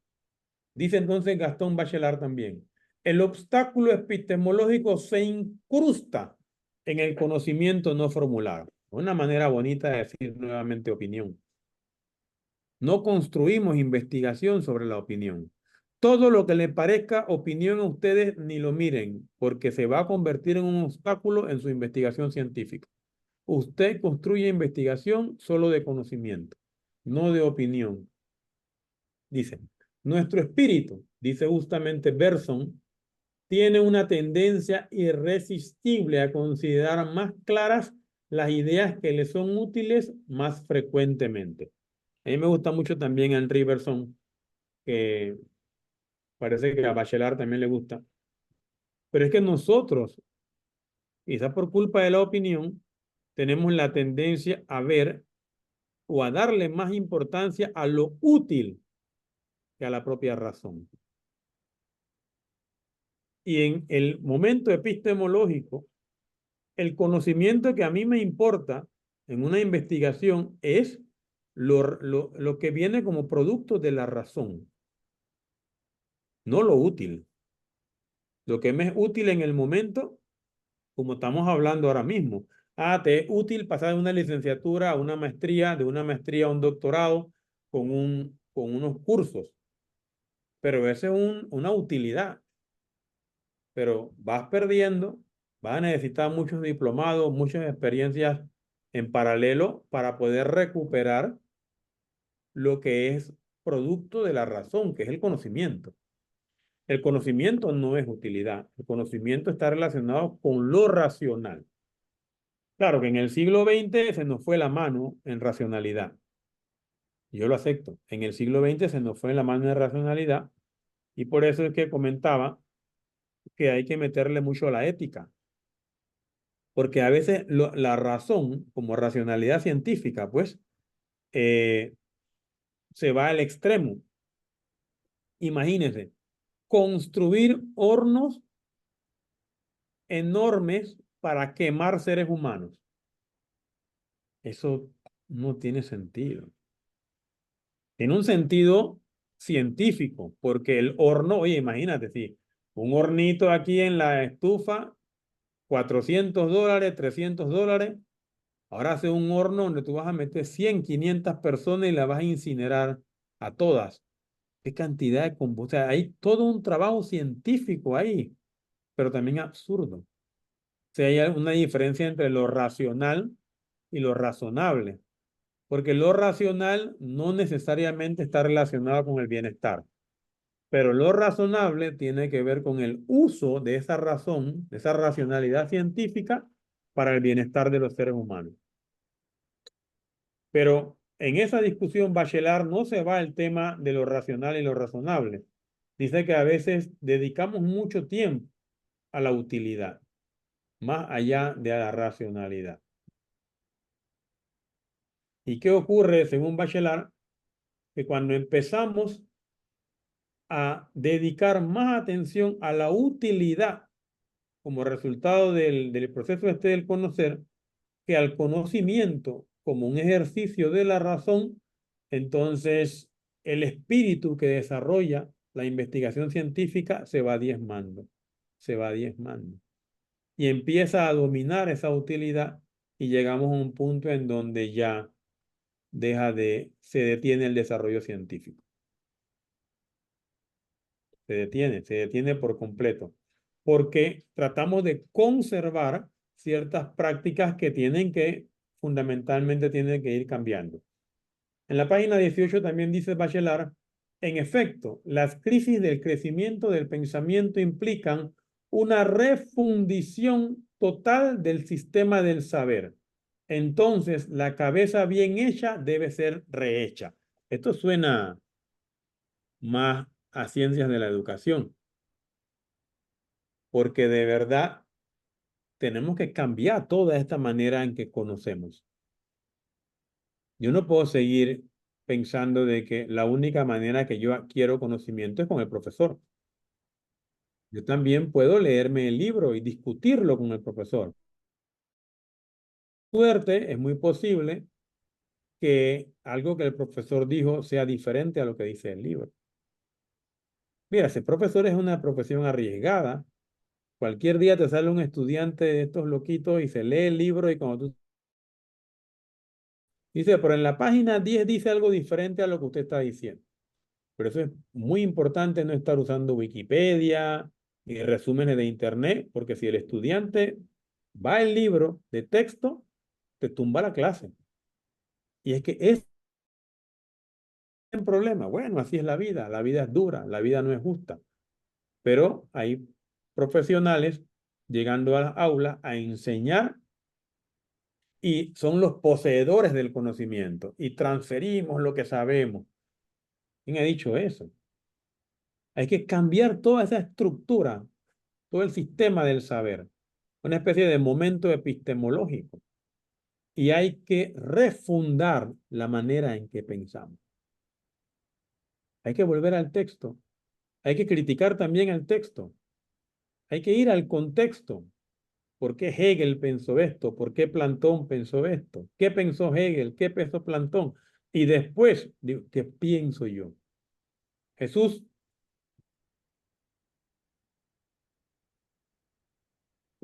levantó la mano. Sí, sí, profesor, Adelante. buenas tardes. Quería hacer un comentario sobre lo que usted dijo de la opinión, sobre ¿Ok? todo que la mayoría de nosotros siempre, aunque no sepamos, tendemos a emitir una opinión sobre cualquier tema. En mi pueblo decimos, tenemos un dicho que dice, lo que no sabe lo inventa y lo que no ha visto lo ha leído, ¿no? Eso significa una persona que tiene un comentario sobre cualquier cosa a pesar de que no sabe absolutamente nada del tema. Con respecto, yo de verdad no había encontrado una persona que explicara las ideas básicas de Popper, eh, como usted, de verdad lo felicito. Gracias. Eh, a veces, yo sí creo que a veces esas ideas son tan difíciles para personas que estamos comenzando o continuando un trabajo en la epistemología, pero que no somos filósofos, pues. Hemos tenido un roce con estas ideas, pero muchas veces simplemente las vemos, pero no las entendemos. Pero a veces uno entiende al autor leyendo las interpretaciones que hacen otros, que tal vez se acerca más a uno por su experiencia pedagógica o porque realmente entienden el núcleo, el sentido y el origen si es que existe el origen, de la idea de ese autor. Por ejemplo, yo he entendido más a Foucault leyéndolo a los que lo interpretan que a él mismo, porque es un lenguaje bien Claro. uh, enrevesado, ¿no? En todo caso, el libro de Bachelard de la formación del espíritu científico, a mí me gustó mucho porque tiene como más cercanía con uno en el sentido psicológico, porque es preguntarse cuáles son los obstáculos que me permiten a mí superar el problema que tengo para aprender el objeto de estudio en mi investigación. Es algo como más personal y más cercano, pues. Aunque el lenguaje de Bachelard realmente tampoco es muy fácil, ¿no? Pero fíjese, profe, yo tuve buenos profesores de epistemología y ellos nunca empezaron por hablarme de un autor específico, sino que nos proporcionaron como una caja de herramientas para poder caerle, o sea, el martillo, el cincel, el taladro, todo para empezar a picar la piedra dura de lo que es la filosofía, pues, de lo que es la teoría del conocimiento, la aprehensión del objeto de estudio, aprehensión con H. Entonces, por ejemplo, nosotros nos mandaban a leer lo primerito, el ABC, pues sobre la práctica, sobre la contradicción, como herramientas de la dialéctica para, para empezar el trabajo filosófico. Luego, este libro de Bachelard, la formación del espíritu científico para entender el concepto de lo que era el obstáculo epistemológico, el umbral epistemológico, Claro que sí. Conceptos, por ejemplo, como el de Bourdieu de hábitos, que es importantísimo para, sobre todo dentro del desarrollo de la filosofía contemporánea francesa. Y por supuesto algunos conceptos de Foucault sobre el poder, el saber. Y entonces con otras herramientas teóricas nos adentramos luego a lo que era el trabajo del estudio de autores específicos duros, como el caso de Popper o el caso de, de Bergson, de otros, pues, de otros autores el que nos gustara más, el que tuviera más resonancia con lo que uno creía que era la teoría del conocimiento y lo que le podría servir a uno para desarrollar su trabajo de investigación. Bueno, ese era en vez de aporte, creo que eran como reflexiones en voz alta. No, es eso lo que queremos. Reflexiones hoy, porque, por ejemplo, una cuestión es dictar el curso de epistemología para estudiantes de filosofía, en donde nos vamos a meter a ver nuestra propia teoría del conocimiento que arranca incluso mucho antes de Platón, con la cosmología y esto, ¿no? Otra cosa es que demos un curso de epistemología como un curso interdisciplinario, como lo estamos viendo aquí, para poder dar un poco de herramientas para que las personas puedan verse como lo que son, ¿no? Todo lo que ustedes manejan es conocimiento, todo es conocimiento. Y que bueno, hay un momento humano que tiene mucho que ver con lo que dice Bachelard, que algunos obstáculos que yo no voy a aclarar, que son un poquitito más difíciles, como dice Jesús, que tiene que ver con el psicoanálisis, que tiene que ver con la axiología. Pero es que es difícil hacer ciencia cuando usted tiene un paquete de valores humanos. Recuerden que axios son valores. Usted es una persona que tiene su cultura, tiene opiniones que le contó su mamá, que le contó su papá, su hermano, su primo. Usted tiene una dimensión moral.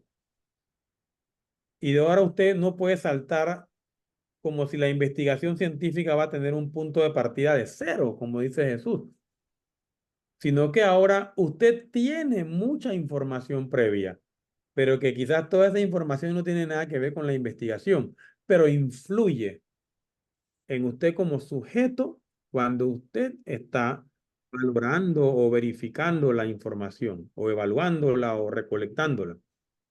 Influye, influye de una manera hermenéutica porque usted puede interpretar la información de una manera indebida.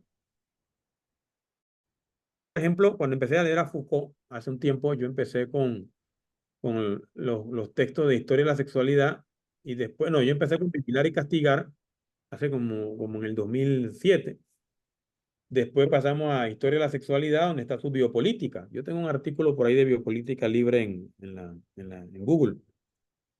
Y de pronto tuvimos que llamar a un amigo que vive por Alemania para que nos dijera, oye, pero al final Foucault, como postestructuralista, como estructuralista, ¿cómo agarramos a Foucault por los cachos, pues? Y él nos sugirió Nietzsche. Para mí fue fácil porque yo he leído mucho a Nietzsche. Pero los que no habían leído a Nietzsche quedaron con los ojos como que yo no quiero saber nada de Nietzsche. Bueno, pero es difícil comprender a Foucault si no se ha leído a Nietzsche. Entonces, estos autores tienen otros autores que ellos han leído. Y estos autores tienen, o sea, hay toda una teoría del conocimiento. Que cuando uno está leyendo un autor, está leyendo también otros autores. Entonces, es bueno tener una idea clara de esa teoría del conocimiento para saber por dónde uno va y no quedarse ahí. Yo también lo he hecho. Cuando un autor es difícil, por lo menos hace unos años, yo decía, no entiendo al autor. 15 años atrás posiblemente, yo decía, bueno, me leía a un buen comentarista, pues. Por ejemplo, en Carl Schmitt, siempre leer a Chantal Mouffe es un buen plan. Y cuando te lees, bueno, cómo el discípulo, cómo el comentarista lee al autor, y después vuelves a leer al autor, ves varias cosas. Ves, bueno, el comentarista es fiel al autor o qué tan fiel es el autor. Yo me encontré un libro de David Miller, como para el año 2000, que es el discípulo de Popper. Y después que me leía a David Miller, se volvía a leer a Popper y wow, o sea, ayuda. Ayuda si hay fidelidad en el autor secundario. Pero si no hay fidelidad y tú te lees un autor secundario, cuando vas a pasar a leer el texto clásico, tú, tú mismo ves que el autor secundario no es fiel al autor. Dices, no, este autor no es fiel. Y esa crítica te permite tener un momento, digamos, epistemológico más interesante, porque tú dices, la interpretación de este autor no me gusta. No me gusta. Y ya eso es parte de tu conocimiento. Entonces, además, yo leía al autor directamente y el otro autor no me gusta. Uno va discriminando. Y hay autores que son de calidad y autores que no son de calidad. Pero sí, este texto de Gastón Bachelard que elegí el fin de semana para repasar, me llevó a hacerle esta breve introducción a ustedes, ¿no? Leo dos cositas más, que ya tenemos que irnos para el receso. Y yo creo que cuando venimos podemos entrar en de mitos, opinión y conocimiento cuantitativo para abrir la discusión sobre los aportes, aunque ya Jesús, Rosemary y otros han hecho aportes, demos la oportunidad de 3 y 15 a otros también a comentar que al momento lo han hecho de una manera excelente. No estoy siendo educado, es que han hecho muy buenos comentarios y pueden servir de ejemplo para que otros puedan también hacer sus reflexiones, como dice Jesús. Reflexionar, la palabra reflexión significa mirar hacia atrás. Entonces usted puede volver, tener un momento para volver cuando estudié la licenciatura y esto fue lo que dejé pasar por alto. Este fue el obstáculo que tuvimos para comprender bien la carrera y demás. Pero como son las 3 y 5, no sé si de pronto vamos al receso y regresamos a las 3:20 minutos. ¿Les parece bien? ¿Sí? Sí, profesor. Sí, Excelente, doctor. sí, está bien. Nos Ok, tiramos hasta las profesor. 3:20. Gracias, Jenny. Gracias, Mónica.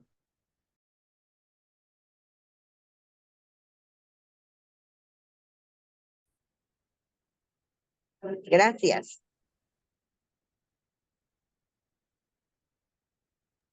De nada, nos vemos luego.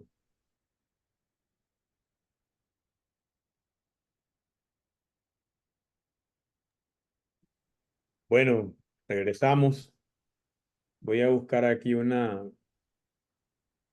lectura que tengo que estaba haciendo, creo que es la página 248 de la formación del espíritu de Gastón Bachelard, que me parece atinente al tema pero quizás solamente voy a leer la primera parte que tiene que ver con los obstáculos del conocimiento cuantitativo, ¿no? Para hacer ese salto a lo que ya hablamos de la opinión, a veces parece como que se contraponen, ¿no? Un poco pensando en Aristóteles, no es que se contrapongan, sino que parece que los extremos a veces ambos son viciosos.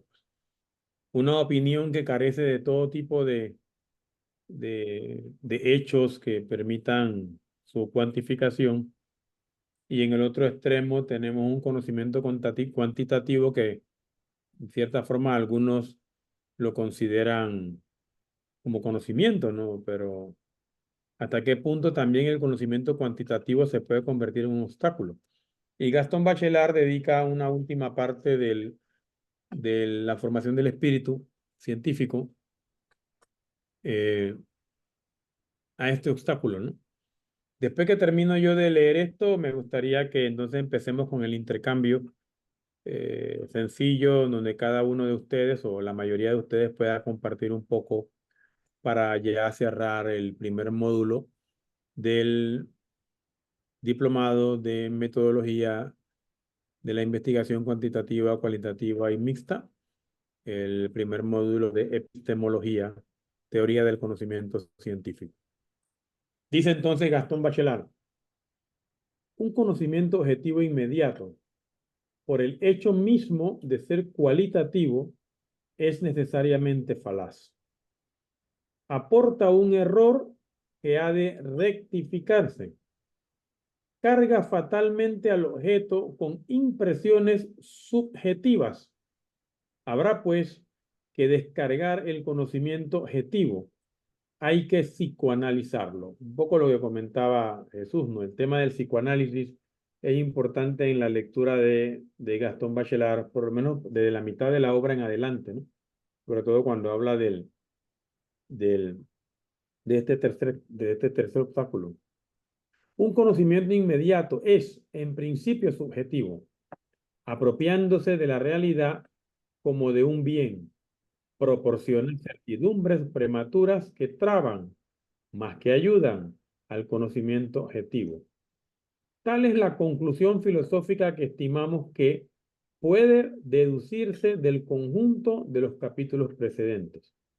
Por otra parte, nos engañaríamos si pensáramos que un conocimiento cuantitativo escapa en principio al peligro del conocimiento cualitativo.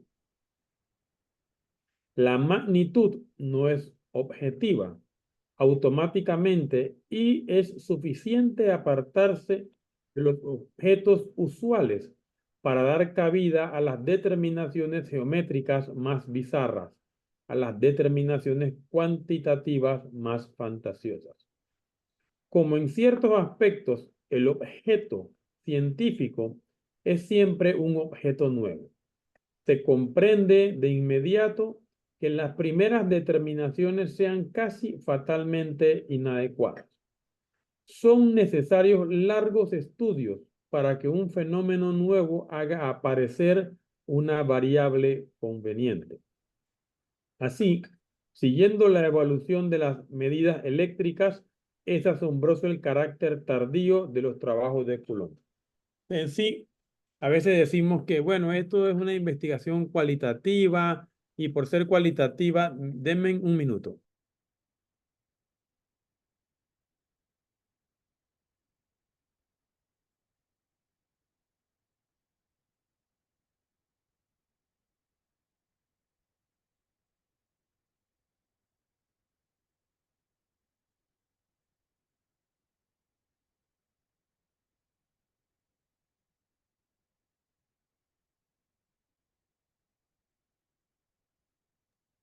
Ya, disculpen, tuve que hacer un ajuste aquí.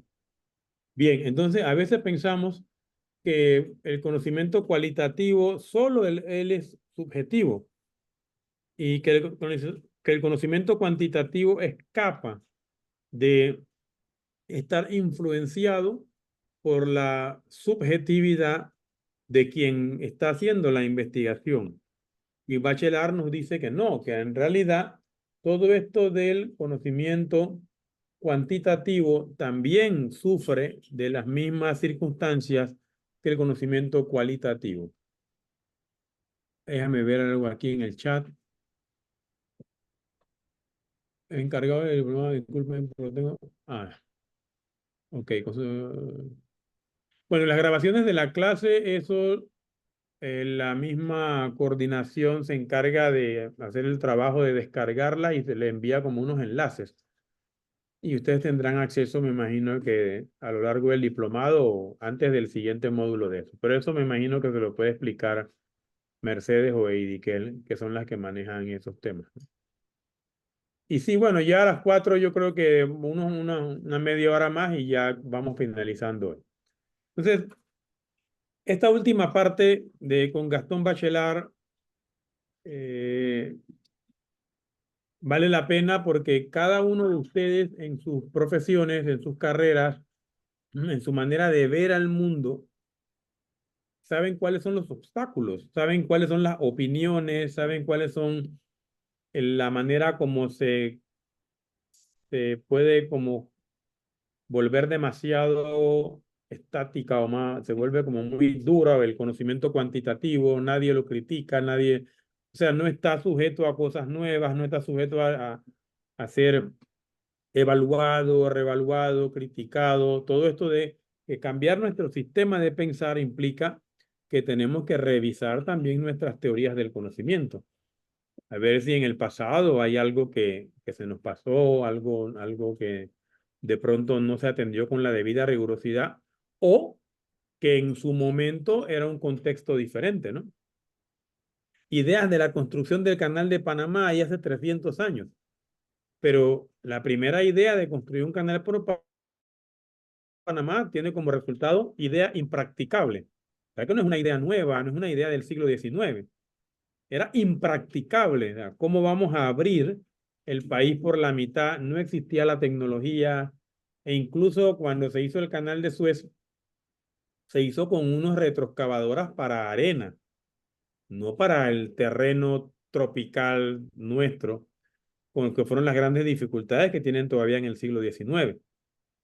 ¿Te das cuenta? Entonces, nosotros siempre tenemos que estar revisando todo. La revisión permanente de nuestras teorías, de nuestras prácticas, todo, toda la epistemología incluye siempre esa revisión para ver qué puedes hacer como nuevo o como decimos, como innovación.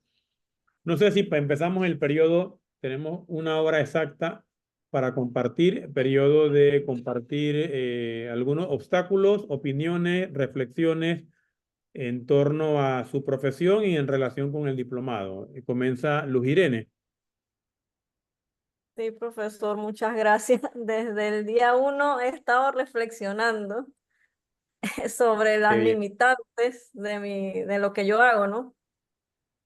Yo soy una mezcla de muchas cosas y creo que he aprendido a golpes, ¿no? Porque yo soy del área ambiental, pero dentro de las ciencias agropecuarias, pero siempre mi pasión fue los primates. Entonces, traté de encontrar como un punto medio y encontré pues que hay una especie de primate, el mono cariblanco, que consume maíz. Entonces dije, bueno, aquí voy a mezclar ciencia agropecuaria con la parte de los primates. Entonces cuando fui a hacer mi doctorado, yo siempre me enfoco mucho en conservación, pero usted sabe que ya a nivel de doctorado me fui a un instituto de ecología.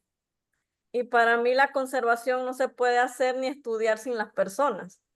Entonces, mi enfoque era tanto estudiar el comportamiento del mono cariblanco como las percepciones que tienen los agricultores sobre ese comportamiento, ¿no? Porque hay muchos agricultores que piensan que el mono cariblanco es una plaga. Es lógico porque ellos lo ven desde su experiencia, porque come maíz, es una plaga. Yo veo daños a mi cultivo. Entonces, el tema es que como estaba con gente, biólogos y ecólogos, cuando yo hice mi parte social, que es la parte cualitativa de mi tesis de doctorado, que era la parte de las entrevistas, mis diarios de campo, y ya cuando tenía que analizar la información, pues sentí y lo viví así a flor de piel, que muchas veces las ciencias naturales quieren integrar la parte cualitativa, pero midiéndolo como si fuera cuantitativo. Porque a mí me exigían, ¿y cuál es el análisis estadístico de tus entrevistas? Y yo digo, pero es que ya para mí la parte social de conocer las percepciones, o sea, cómo surge, o sea, cómo al agricultor le surge que el mono es plaga. O sea, yo quería como entender por qué ellos lo consideraban plaga, por qué lo mataban, por qué algunos sí lo mataban, otros no. Para mí eso era era como más, no era cuantitativo, o sea, era entender el origen de una percepción que estaba basada en el comportamiento ecológico de un animal. Y siempre me decían, no, que el análisis estadístico, ¿de cuánto es tu muestra? Porque ellos querían que hubiera un N mínimo de tanto. Y yo siempre peleaba que, bueno, porque en tal investigador en la India hizo 500 entrevistas. Y entonces yo tenía que sustentar que yo estaba en una comunidad agrícola chiricana pequeña, hasta le tuve que decir la historia de cómo se colonizó el área, y por qué yo no podía tener 500 entrevistas.